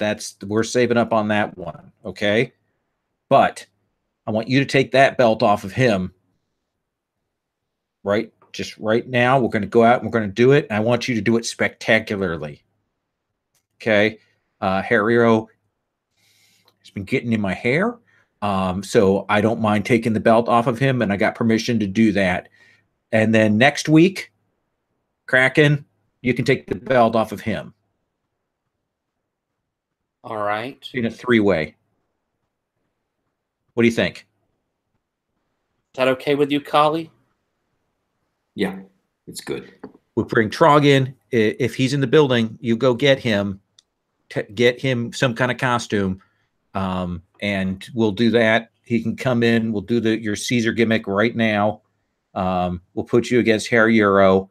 I'll go tell Euro he's very good at obnoxious promos, so he will talk about that. And are you good with that? I'm good. Okay. You good with that? Lowell, I'm good with it. As you see me turn and move away, I think you see where I've been injured because I took an injury. And my injury move is you don't allow me to wrestle in anything but squash matches. And if I do, I get momentum with those from those that I get extra momentum for having to go out there and wrestle anyway. Whoa, Kraken. What is wrong with your leg? I just stepped wrong, Wolf. It's fine. I'm gonna be fine. Just a little tweak. I'll put some ice on it. Well, you're supposed to. We have a tag team match, after this Hair Euro thing. I'll be fine, Wolf. I swear. I'm great. The pegs are great, and I'll try to do a little dance. He goes, yeah, that doesn't look great to me. Is Venomous still in the building? No, Wolf. No. Come on, Wolf. I can do this. I need to go out big this episode. Come on, buddy. I can do this. Oh man, I don't know. And what's the move here for it? It's my injury move. Is where I'm at. When you get injured, check an injury box. Creative won't book you in a non-squash match while you're injured. If you do compete against Creative's wishes, gain one heat with your opponent. Okay, so I think you'll gain the heat because we've already done the move has already been done to book that match, and so his hands are kind of tied. Excellent. Because he then realizes he doesn't want to put Clarabelle in the ring with Venomous. Although that would be hilarious for both their sakes. Because he'll say, yeah, I know Clarabelle could probably take him out, but Venomous doesn't play above board. Okay. Thanks, Wolf. If you get injured in this match, if you get hurt, I want you to drop. Okay. Tell everybody that to giant slay if that happens, because I need you protected for next week. I want you to look good. So I'll be fine. If I have to, I'll take the top rope. It'll be fine. Okay. And he will send you on. Patrick, let me check in with you before we go to do this Hair Euro match. You will pick up all the word about all this stuff going on backstage now. Yeah, I don't know. I've been sitting here trying to figure it out. I'm sort of at a loss. I think that Jeremy Bleakwood approaches you. Doesn't look like Jeremy Bleakwood. He is the guy who plays Jeremy Bleakwood, who is sort of the creative director on things, and he will come up and he will say, "Can I have a conversation with you? Just a real quick conversation." Sure. Yeah. Of course, I've got time. Yeah. Awesome. Coffee? Do you drink coffee? What do you drink? Of course. Yeah, coffee. It sounds good. Great. Cream, sugar? No, nothing simple. Just straight coffee would be fine. Yeah. Cream, sugar, knife in the back, like you did to me tonight? Here. There, pushes the coffee across.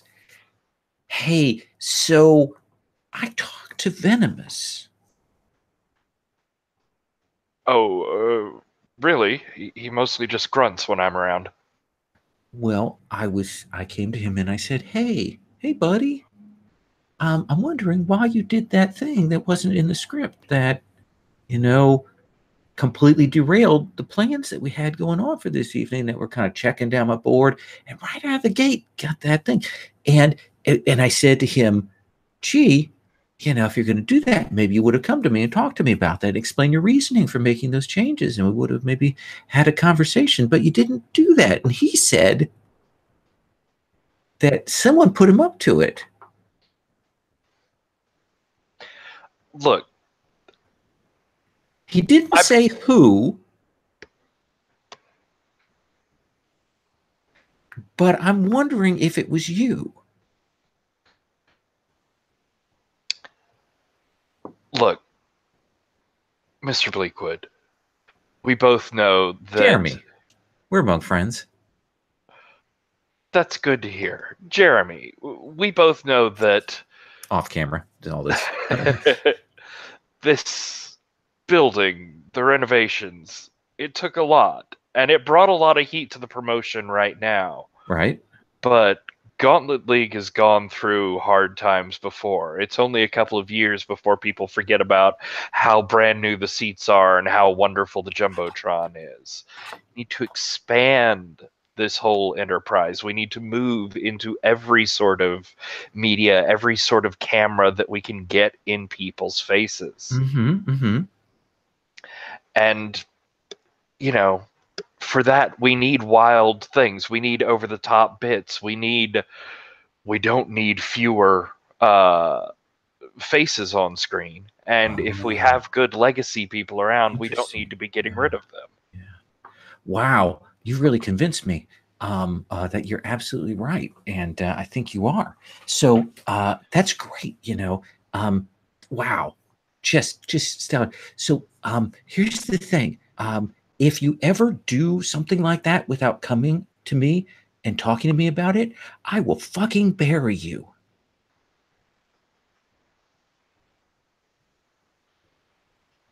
That's straightforward. Okay. Enjoy your coffee.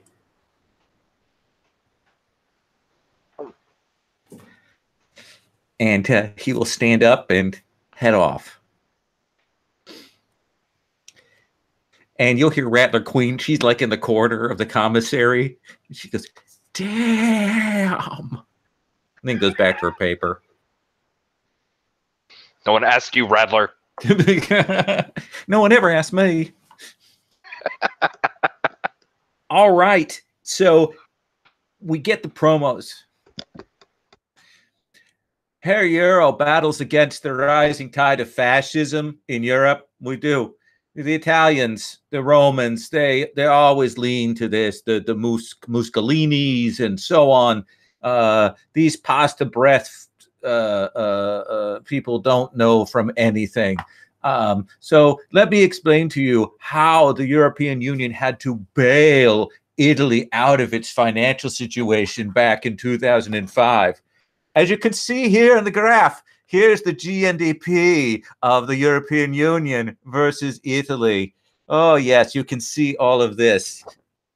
And he goes through the most sort of tedious, weird, fringe thing, and he ends with, and of course I have the belt.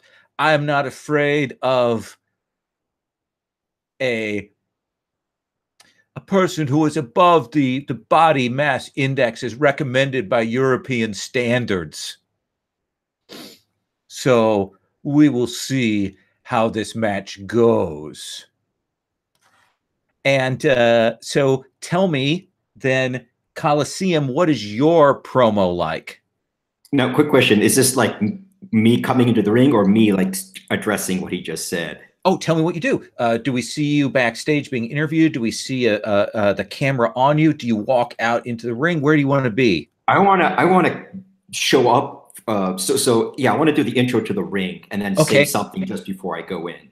Sure. And they've got this 4 security people that will carry Trog in this makeshift toga with this wrapped leaf thing. They carry him. They've cleared a space where they put some boxes and they will set him down out there. Somebody ran and got some grapes for him, but they're not seedless. So he's like, doing that as they're going along. And they've got some like grape soda that he's drinking like wine. And yes, welcome. Yes, welcome. Bread. He throws some bread out and circuses. Yes, there we go.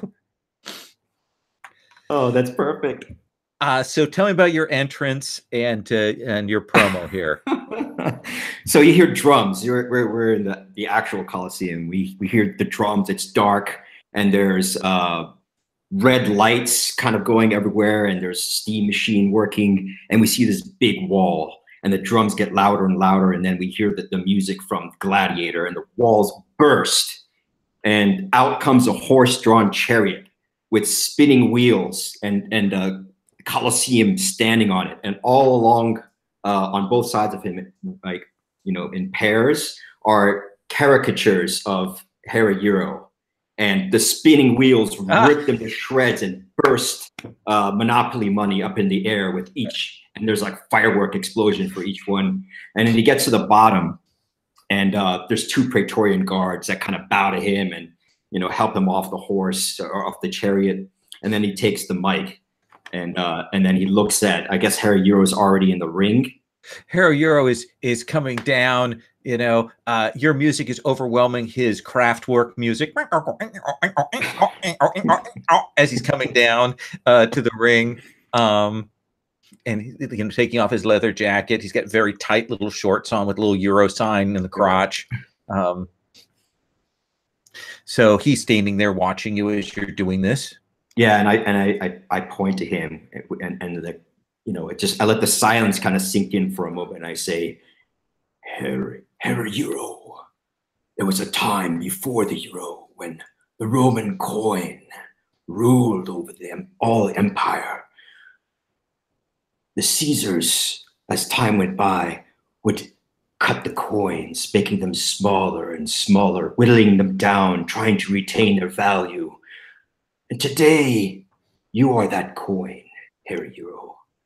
And I take out my gladius and this lead coin that's been painted, and I shave it. Today, you will be properly shaven, Harry, until nothing is left of you. And I toss the coin and start striding forward to the ring. Let's have you roll look. All right. Look is 1. Okay. Let's see what I get.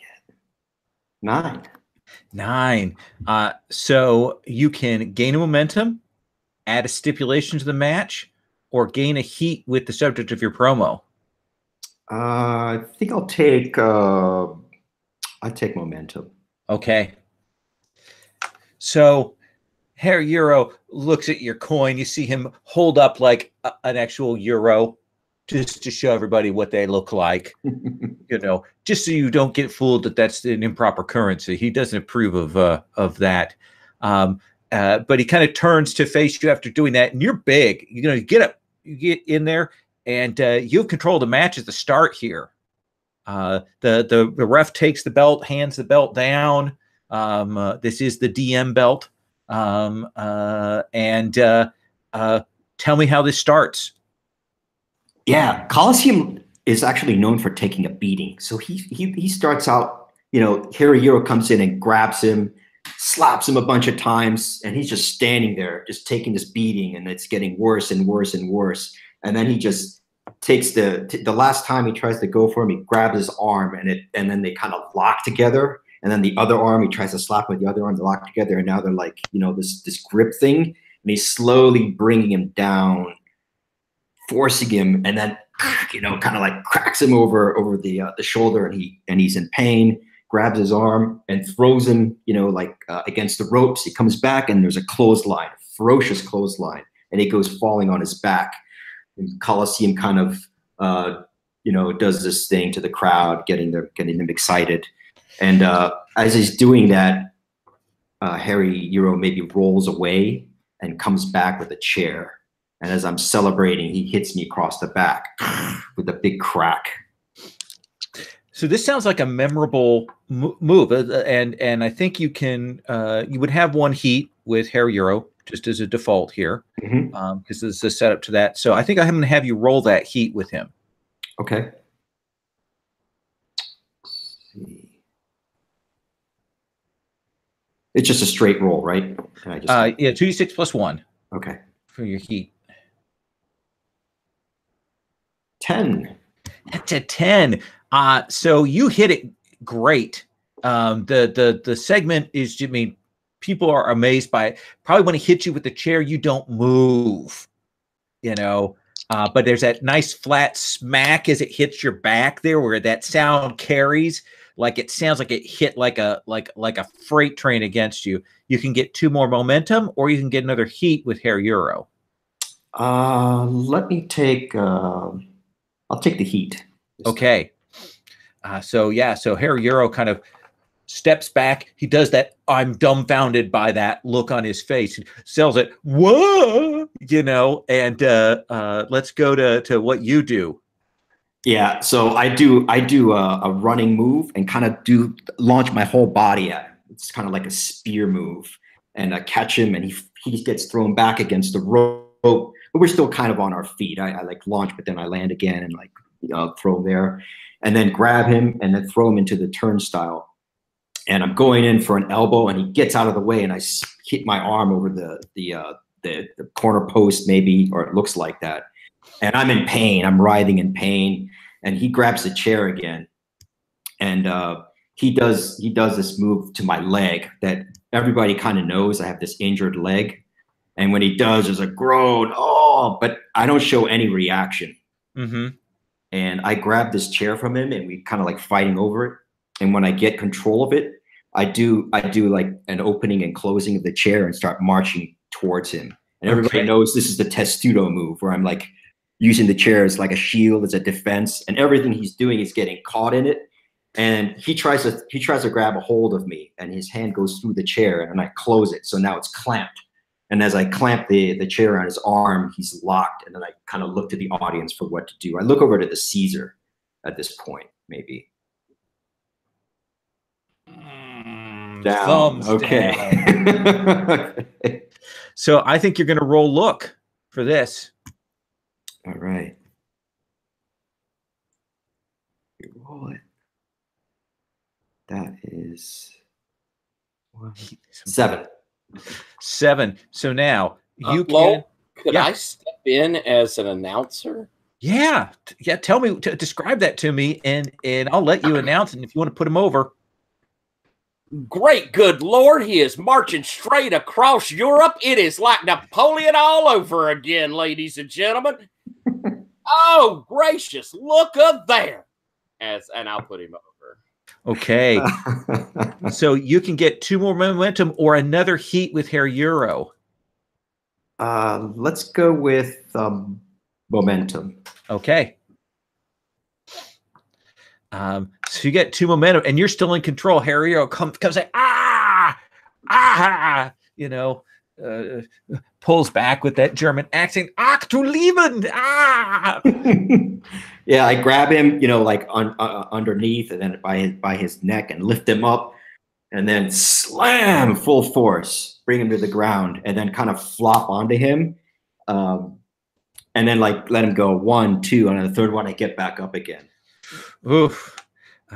Just barely, right? Yeah. It works out. He's trying to move so he can use some of his kicks, but you're too big, you're in too close. What happens? Can I try to go for a finisher here? Yeah, if you think so. Tell me what this finisher is going to look like. The crowd is excited. Yeah, the crowd hasn't seen this in years. I haven't done this one. It's called the chariot. And the chariot move is I run around in circles, spinning both my arms forward like chariot wheels. And then when I get in close, I do the boot kick to the face as he's getting up. And he kind of does a Ben-Hur thing where he's trying to kind of keep up with you for a bit, but then do the boot. Let's see you roll your finisher. All right. I think I had a finisher move. Yeah, everybody has a finishing move. So what it is you roll 2d6, and then you can spend momentum to boost that up. Okay. I had a 5, and I think I had 2 momentum. Yeah, I think you got 2 from that, plus you would have started with 1, so you have 3. Yeah, so so hold on, it's not 5. You can get up to a 7 to 9. Yeah, let's do that, 7. Spend 2 of it. So you choose, it's clear you're not the wrestler you used to be, and you lose 1 heat with Hair Euro, or you mercifully win by DQ or count out and lose all your momentum. I'll take the first one. Yeah. It doesn't quite land, but you do catch him, and Hair Euro, he's a pro. He sells it. Does the topple, kind of hangs on for a bit and then drops down, and Caesar raises up, and the people kind of do the wave from Trog over there, and they will gesture to you to come over, and Caesar will hand you the belt and the laurels, and will put those on your head there, and the crowd will go and be excited. Perfect. And here's the nice thing. You just got a belt. You get an advance. Ooh. There you go. All right. So yeah, the crowd's excited. They're clearing it out, but that they will say, as this was supposed to be like a main event thing, but they have an extra grudge match main event they are about to set up to do to get set there. So Caesar gestures for you to sit beside him to watch this next contest of gladiators. And Trog kind of leans over and goes, "Thanks, man. Thank you so much." I got your back, buddy. Got your back. Okay. Appreciate that. You want some grapes? Yeah. Okay. Got some wine later too. Oh, it's just knee high. Just grape knee high. Oh, okay. All right. All right. So we've got a tag team match coming up, right? Zach, are you good with doing the announcer's table? Sure, I can do it. Okay. Yeah, because we're going to put you on that, so you get a chance. Again, you can interrupt to talk things through. You can put people over. You can put each wrestler over once. It's up to you how you want to do that. Oh, wait. No, you're in the match. Oh, yeah. Yeah, I think it's Patrick. Yeah, it's Patrick. Patrick. So the most important thing is that you get to put people over. All right. Yeah. So let me ask you this. Who comes in first, the heels or the faces? And this is, give me the lineup again. So it's going to be Kent Reed and Bobby Kay taking on Clarabelle Bleakwood and the Kraken. I think we have the heels show up first. Okay. So tell me about this entrance, Clarabelle and Kraken. Tell me what your combined entrance looks like. Tyler, do you have any ideas? Because I don't want to dominate this. I want to come out and insult this audience real quick, and then you could do all of your supernatural stuff behind me. I'm more than happy with that. Sound good? Yeah, that's good. So yeah, Kraken, how do you get the cheap heat? What are you doing? I think we just get the crack of me coming in. No extra bullshit. I simply come striding out with the microphone and say, "When the sea meets the land, the dead reside. The smell is said to be horrific. It is nothing compared to the smell of the audience at Gauntlet City." Boo! Oh, Gauntlet leading out, or Kraken leading out with a poetical reference. And fish, I think he called the audience fish, people. Don't take that sitting down. Yeah, boo! So one momentum. And Clarabelle? At which point, where he threw the mic on the ground, it's smoke starts. Where there was smoke, there are now flames. The flames rise up, and you see a figure rising up from the circle of flames, bedecked like a demon from the heart of hell. I'm in the full Demon Queen outfit this time. Okay. And I will pick up the mic. Okay. And I will stalk down to the ring. And when we're in the ring, I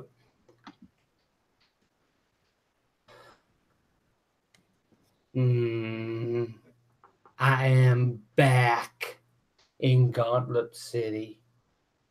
I am back in my old haunting grounds. I am back where once you shouted my name. You shouted for the unknown one, for the Anon. You made yourself Anon. You removed your face. You gave me power. I'll turn and look to where the entrance ramp is. And it's power I intend to use.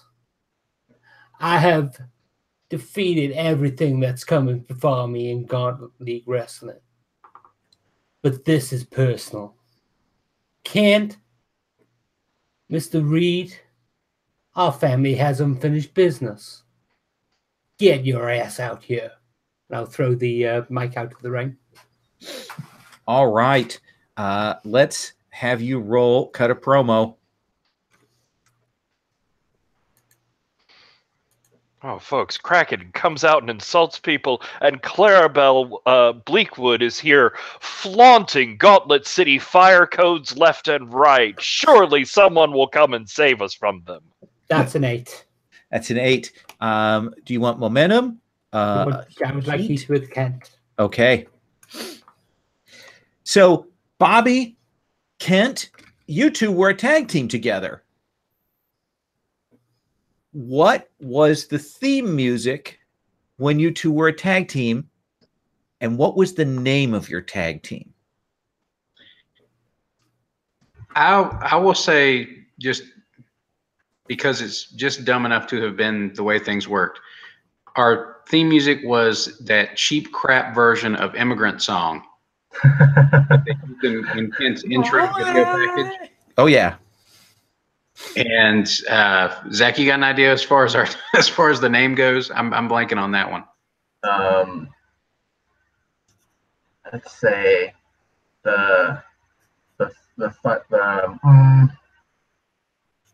maybe we were like the Thunder Hammers or something like that. It's like, how about Sons of Thunder? Sure. Yeah. Or Norse Code. Well, let's go with Sons of Thunder. So that music will hit. People haven't heard that in a while. You guys were a pretty popular tag team. So, when they hear that, they get excited. Tell me about your entrance. Do you cut any promos? Do you work the audience? Do you go for cheap heat? What do you think, Bobby? I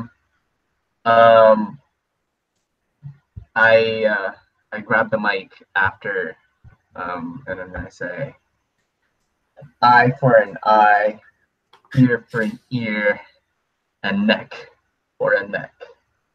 Clarabelle, don't you forget that you're in it with me. This is a match between you and me. Don't you forget about me. And I'll pay what you've done to me. And I would just like show like the the muscle tape that's like trimming on my Oh neck. yeah, got that on there. Doesn't really do anything, but it Yeah. looks cool.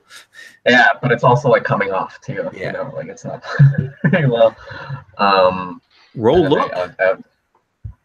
I'm really bad at promos. This, folks, is the return of the legendary Sons of Thunder, fighting through an apparent lack of microphones, but they will keep going forward. I got 3. So that does not land well. Yeah. That promo does not hit. And we can see backstage, we can see Wolf go, oh. I think Kent's going to follow up with that after Bobby drops the mic. I think Kent's going to clap him on the shoulder easily, not hard, just like say hey, and then they do like the classic like babyface tag team from time immemorial Rock and Roll Express move, running down like clapping people with like the long run high fives as the Immigrant Song keeps playing as they run around the ring, high five everybody. And can I also do the air guitar? Would you lip sync? Yes. But I'm you know, and I think we're basically doing a work the audience here. That's what Kent's going for. Cool. Okay, let's have you roll your audience. Okay. I actually have a good audience right now, so hopefully this will go well. Whoa, 15. Wow. So let's look at this. Kent, I think once again, you have gotten a mythic. The crowd loves it. They'll never forget the time that they were here when the Sons of Thunder reunited. You can turn them against your opponent. They can no longer work the audience or get cheap heat, or you whip them into a frenzy and gain an audience as they kind of push up and start storming the ring. I think I'm going to take gain an audience, but can I pass the audience on to my partner because I'm already at max? It's a tag team. I'm going to let you do that. I'm going to say that's fine. So give him an audience there. Okay, that puts him up to 4. Perfect. So he bumps you down to 3. Yep. Okay. But it does mean that he'll get an advance at the end of the episode. Kraken, as you're there, Wolf Backhouse kind of sends up somebody to whisper in your ear after having seen that promo by Bobby. We'll come back to that a little bit later. Here's my GM move. Kent says no to the one and only microphone in the ring and instead chooses a personal connection with the audience. It brings them to their feet. And, oh my gosh, this can't be safe. Quick, someone hold these people back. Yeah, they push through. Everybody wants to be up there. Nope, sir, this is my microphone. I will hold on to the microphone. It's all right. They push people back. Get everything the Sons of Thunder gear here for people to buy. Oh yeah. Oh, Wolf's calling. Do we have any merchandise? Do we have any merchandise left? So who is going to be the legal wrestler for the Sons of Thunder? Who is going to start in the ring? See, I think our technician should start off because Ken makes a good hot tag if it comes to that. Okay. So I think then that makes sense on that side of things. What about on the heel side? It's got to be you, Clarabelle. Yeah, I'm thinking with you injured, I think I need to protect you a little bit. So yeah, and so Bobby K points at Clarabelle as he gets on the ring, and I will come over and go nose to nose with him and basically be mouth and off right in the middle of the ring as the bell goes. So. Bell goes, and that mythic is going to mean that the Sons of Thunder are going to start. They're going to start in command of this match. They've got the crowd is up for them. So Bobby, work with Clarabelle. Tell me how this first sequence goes. I feel like the story here is I'm trying to work or trying to injure Clarabelle's neck and it starts with you know, the grapple, the classic test of strength, and then I go on for the headlock, and then I go on for a technical move for a DDT. Yeah. Okay. Okay. So that does sound like work we're doing here. Mhm. Okay.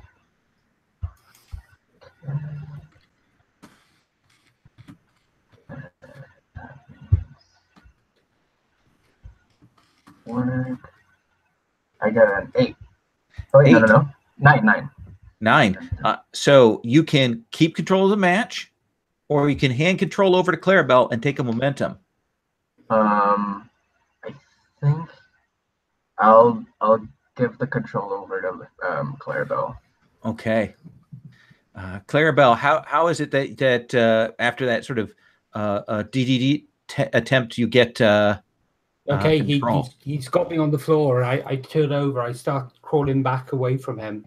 He's coming closer to me. He's coming closer to me. And as he comes up, I reach for his belt buckle and pull him towards my corner, where the Kraken's foot is actually up over the rope, and it goes bang into the boot. So it's not so much a hot tag. It's basically a work move. Yeah, that sounds good. Yeah, I like that. Taking advantage, that seems fair. So let's go ahead and have you roll with work. Which probably was a mistake in all things considered. I got a 4. Got a 4. So what is it that that happens there that gets you countered? I'll put Clarabelle over there. Okay. Okay. As this match is getting off to a fiery start. Bobby K, in his interesting new look, seems to be holding up, but can he withstand the flames of the hellfire that Clarabelle brings? So Clarabelle, do you want to keep control of the match after that sort of slip? I will keep control of the match if that's okay. Yeah. So Bobby runs into the boot. Bang! He stumbles back. I come off the rope, and as I come over, I will do a running bulldog. So as I come up, I basically cup his head and do a running stab and stab it into the mat.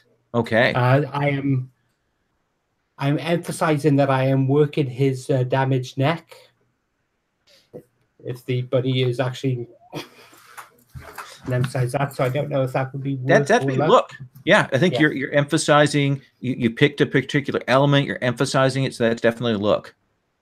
Okay, so that would be an 11. Oh yeah. So I assume that Bobby cries out in pain at that.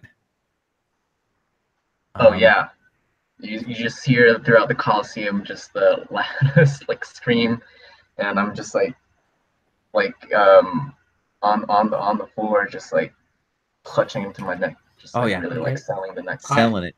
Do you I want will momentum or heat? I will gain the heat. Okay. Actually, no, I'll gain momentum thinking about it. Okay. From the next move, sorry, it's +2 momentum, isn't it? For the next move, I will grab his arm, I'll twist it up, and I will literally be standing there with my foot on his neck, with his arm wrung back, and I'm wrenching it, and I'm shouting abuse at him, and then shouting abuse at the audience, and working the audience. Okay. Let's have you work the audience then. And that would be a 10. Okay. You get 2 more momentum. That does give control over to Bobby.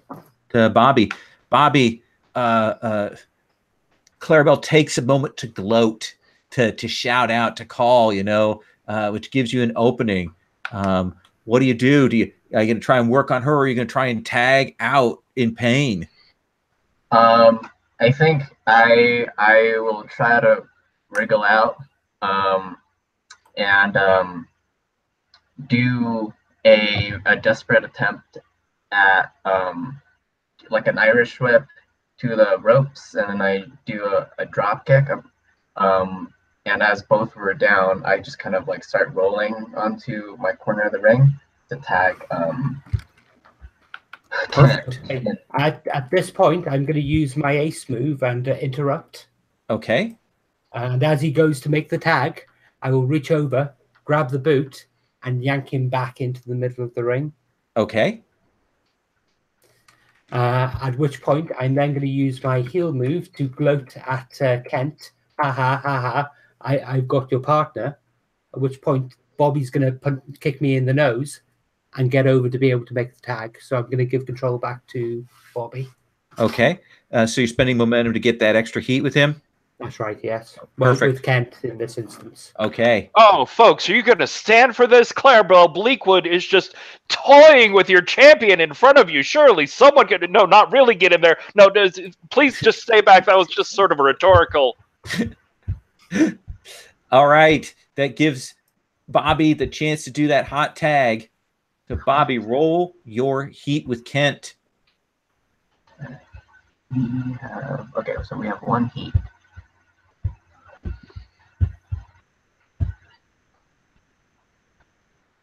Six. I got a 6. I'll spend the momentum to bump it up to 7. Okay.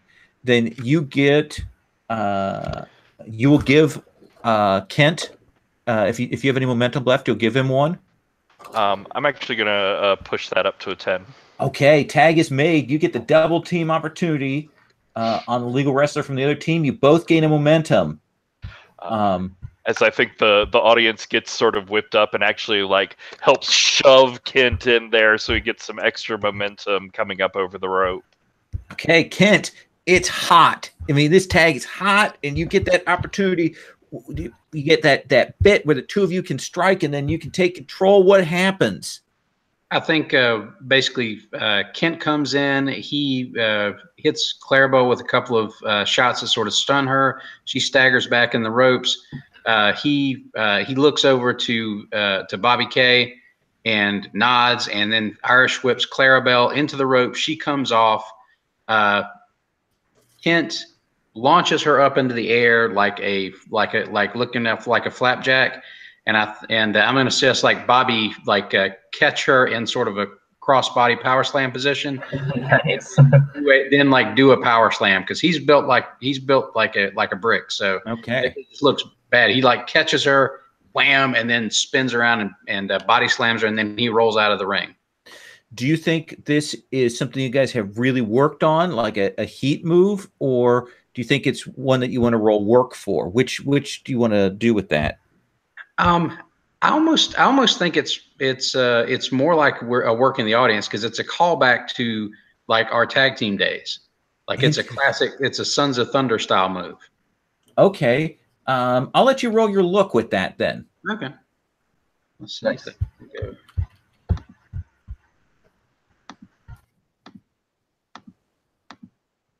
Okay. That's a 7 + 2, 9. 9. Just a 9. Do you have any momentum you want to spend on that? Push up to a 10? Yeah. Let's. Yeah. I've got some You're momentum. losing money not doing that. I'm going to spend momentum and get take that up to a 10. Okay. Now, do you want 2 momentum back, or do you want another heat with Clarabelle? I would like another heat with Clarabelle. Oh yeah. Because that's going to put me up to 3 heat with her now. Yeah, it's good. And see, where does that leave me after that? So you still have control. You still have control of the match because you were awesome. Well, I think Kent's going to basically continue up with this sort of high impact offense. Clarabelle's sort of struggling back up to her feet after that power slam. She sort of rolls into the corner and starts to pull herself up by the turnbuckle. And Kent is going to charge in and just hit like a... And at this point, I'm going to spend a point of momentum to interrupt as you charge in. Charge in. And as you charge in, my leg comes up, and I do the traditional thing in the corner of catching you with my leg. You turn around, and I get up to the top rope, and I leap at you, and my arms come down on your shoulder, my knees come into your back, and I lean back, and boom, there's the backstabber. Oh. Kent sells the hell out of that. What do you think that is? That work? Is it heat?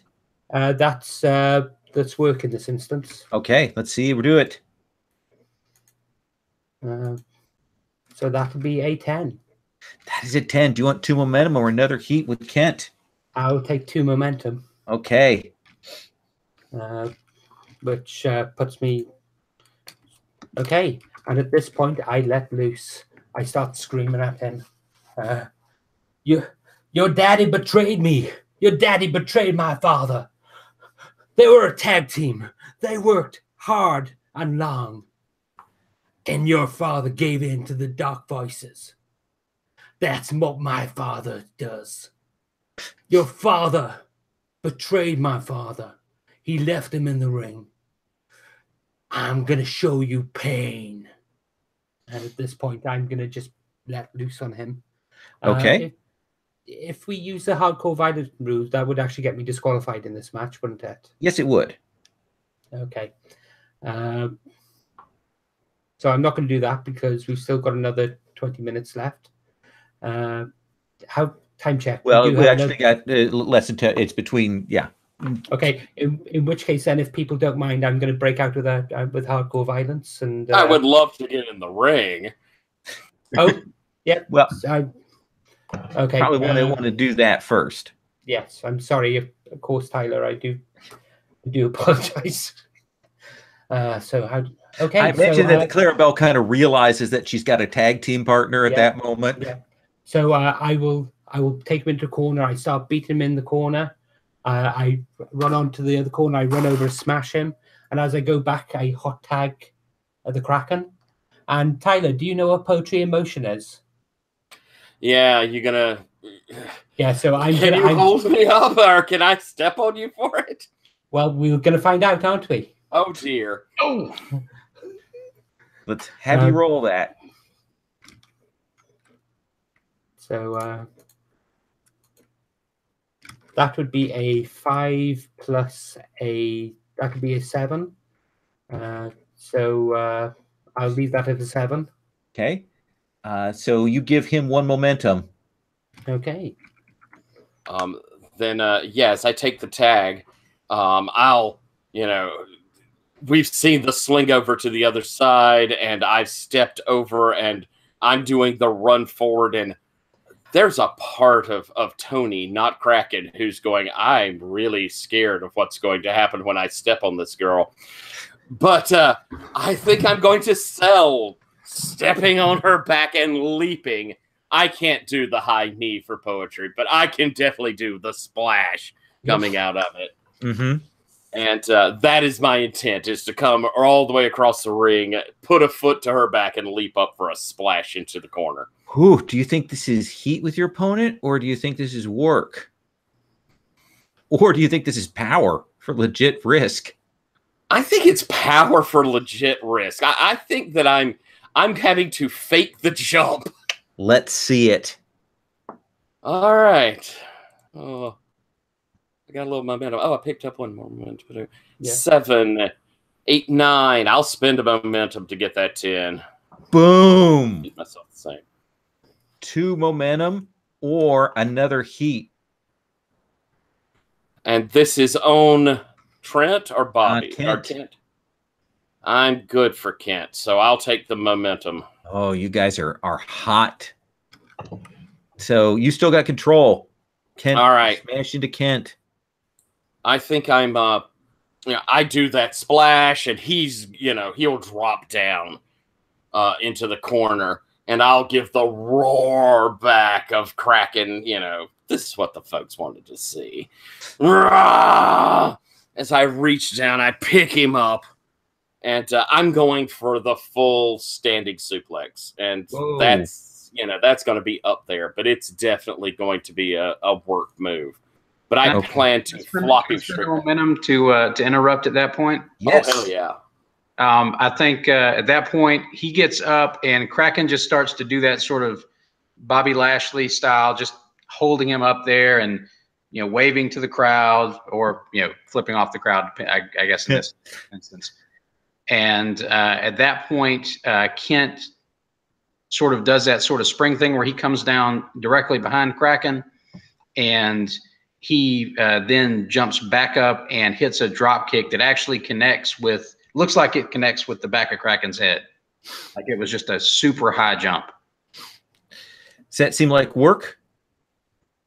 I would think so. Yeah, a good technical doing that super kick kind of thing. Let's have it. Well, drop kick, not super drop kick. Sorry. I don't think a super kick would reach up anywhere near that. Yeah, that's right. Hell of elevation for some drop kicking. Ooh, 9. 9. So you can retain control, or you can give him control and gain momentum. I'll go ahead and push him up to 10 on that one. I love it. Patrick's pushing them all the buttons. So you can gain momentum or another heat with the Kraken. I'm full up on heat with the Kraken, so I'll take an extra momentum. Oh, look at this. Oh, folks, Kent Reed has just seen the impossible. A flying Kraken comes straight at him, but he won't back down. He won't be afraid. He'll stand up and he'll take down this monstrosity. Okay, at this point, can I interrupt as well? Okay.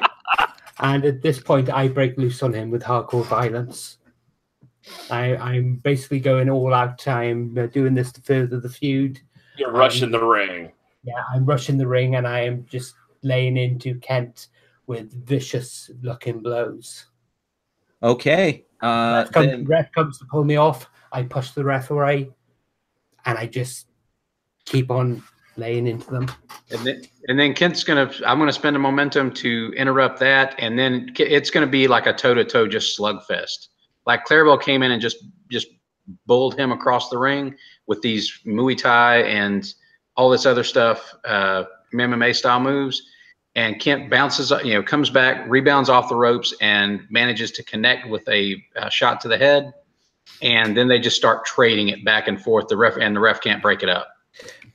So right now we're in sort of a DQ position here. That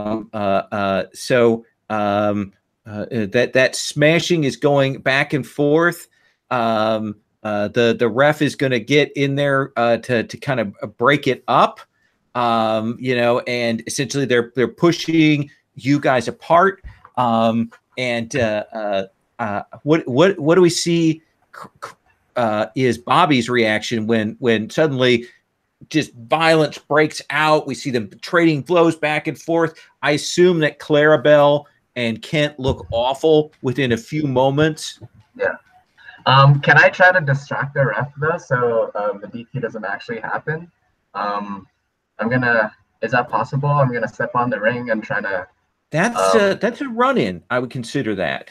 Okay. Even though you're a wrestler here, I think you're trying to break up what is happening in the thing. Mm-hmm. So let's have you roll heat. With. I think heat with Clarabelle. Yep, okay. I would say that.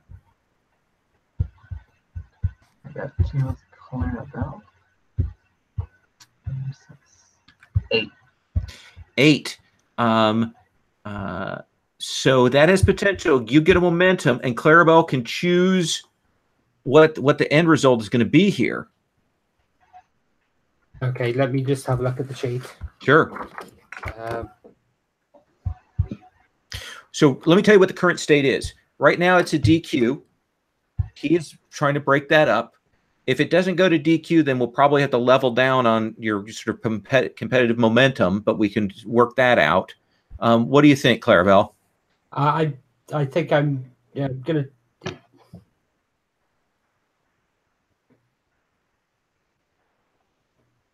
to... Your interference doesn't change the match, but creative books the 2 of you in a match next episode. That seems fair. And it makes sense for that. It is a DQ. They kind of pull you off, Kent. Kraken, the crowd has kind of come up because, of course, they were there for Kent in the first place.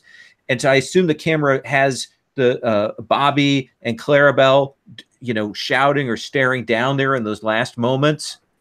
If I'm able, I'd like to go ahead, Garen. I'm sorry. I was just going to ask, given that I'd already declared the move, do I actually get to roll the hardcore violence move? Well, see, how much momentum do you have? 5. And how much momentum do you have, Kent? I think I'm at 4. Let me double check. No, I'm at 5 as well. Okay. But you would have Oh, had wait, to spend one. I just spent 1 though, so I'm at 4. Yeah. So essentially, you guys will, I mean, essentially subtract down, which gives you that momentum to do that. So essentially, both of you will burn your momentum to do that competitive. And let's have you roll that hardcore, Garwin. Okay, well, that would be a 8. 8. Which I don't think I can actually push up to the 9 I wanted. It's the 10 I wanted for the audience. So crowd pops, your opponent gains control, but you get to pick one. Someone gets injured, you gain 2 momentum, or you gain a heat with him. I'll gain the 2 momentum. Okay. Then I think that is that we do get that DQ. We get that. What does that hardcore move look like when you try and really do the bash on him? I hardway him. So it's going down. It's basically coming down to proper. It looks like a shoot fight. So it's not actually, but it's effectively looks like I'm really seriously laying into him. At one point, I hit him and we get blood on the face and blood coming on the mat, and the ref people start crawling into the ring trying to drag us apart, and it's a traditional pull apart brawl. Okay. So I think we know what it looks like there for Clarabelle. We know what it looks like there for Kent. We know what Bobby has done. So Kraken, I want to know when the camera's pulling back and kind of finishing out the sequence. We're going to check in with the 3 who weren't so as heavily involved. Kraken, what do we see from you in this? I'm going to spend all 6 of my momentum to do 3, leave them lying in the ring as a heel. Okay. He's just throwing people around. I'm going to beat the piss out of the 3 of them and leave them laying in the ring as I step over the top rope. That is perfect. That is perfect. The kind of get that squash, and then the Kraken lays waste. Devastation there. What do we see? What's the look on Coliseum's face? I think Coliseum is standing up. He got out of his seat. The Caesar maybe kind of spurred him on, and he just has a stare down with the Kraken. Kind of catching the eyes, motion across his throat. Perfect. Patrick, last word from either the announcer or from Robbie. I think what we see actually is the camera going to backstage where Spider Kid's sort of area gets ready and is and the door is sort of open. It's ajar. So it creaks open, and the camera comes in to see Venomous just like tearing the place apart. Ooh, nice. All right. So that's it. Let's go through the audience and such. So I think Clarabelle, you're gaining an audience, right? That's right. Kent, I think you're gaining an audience, which will take you back up to 4. You're just going to get 1 advance. Bobby, you're going to drop down to 3, but you'll still get your advance from this session.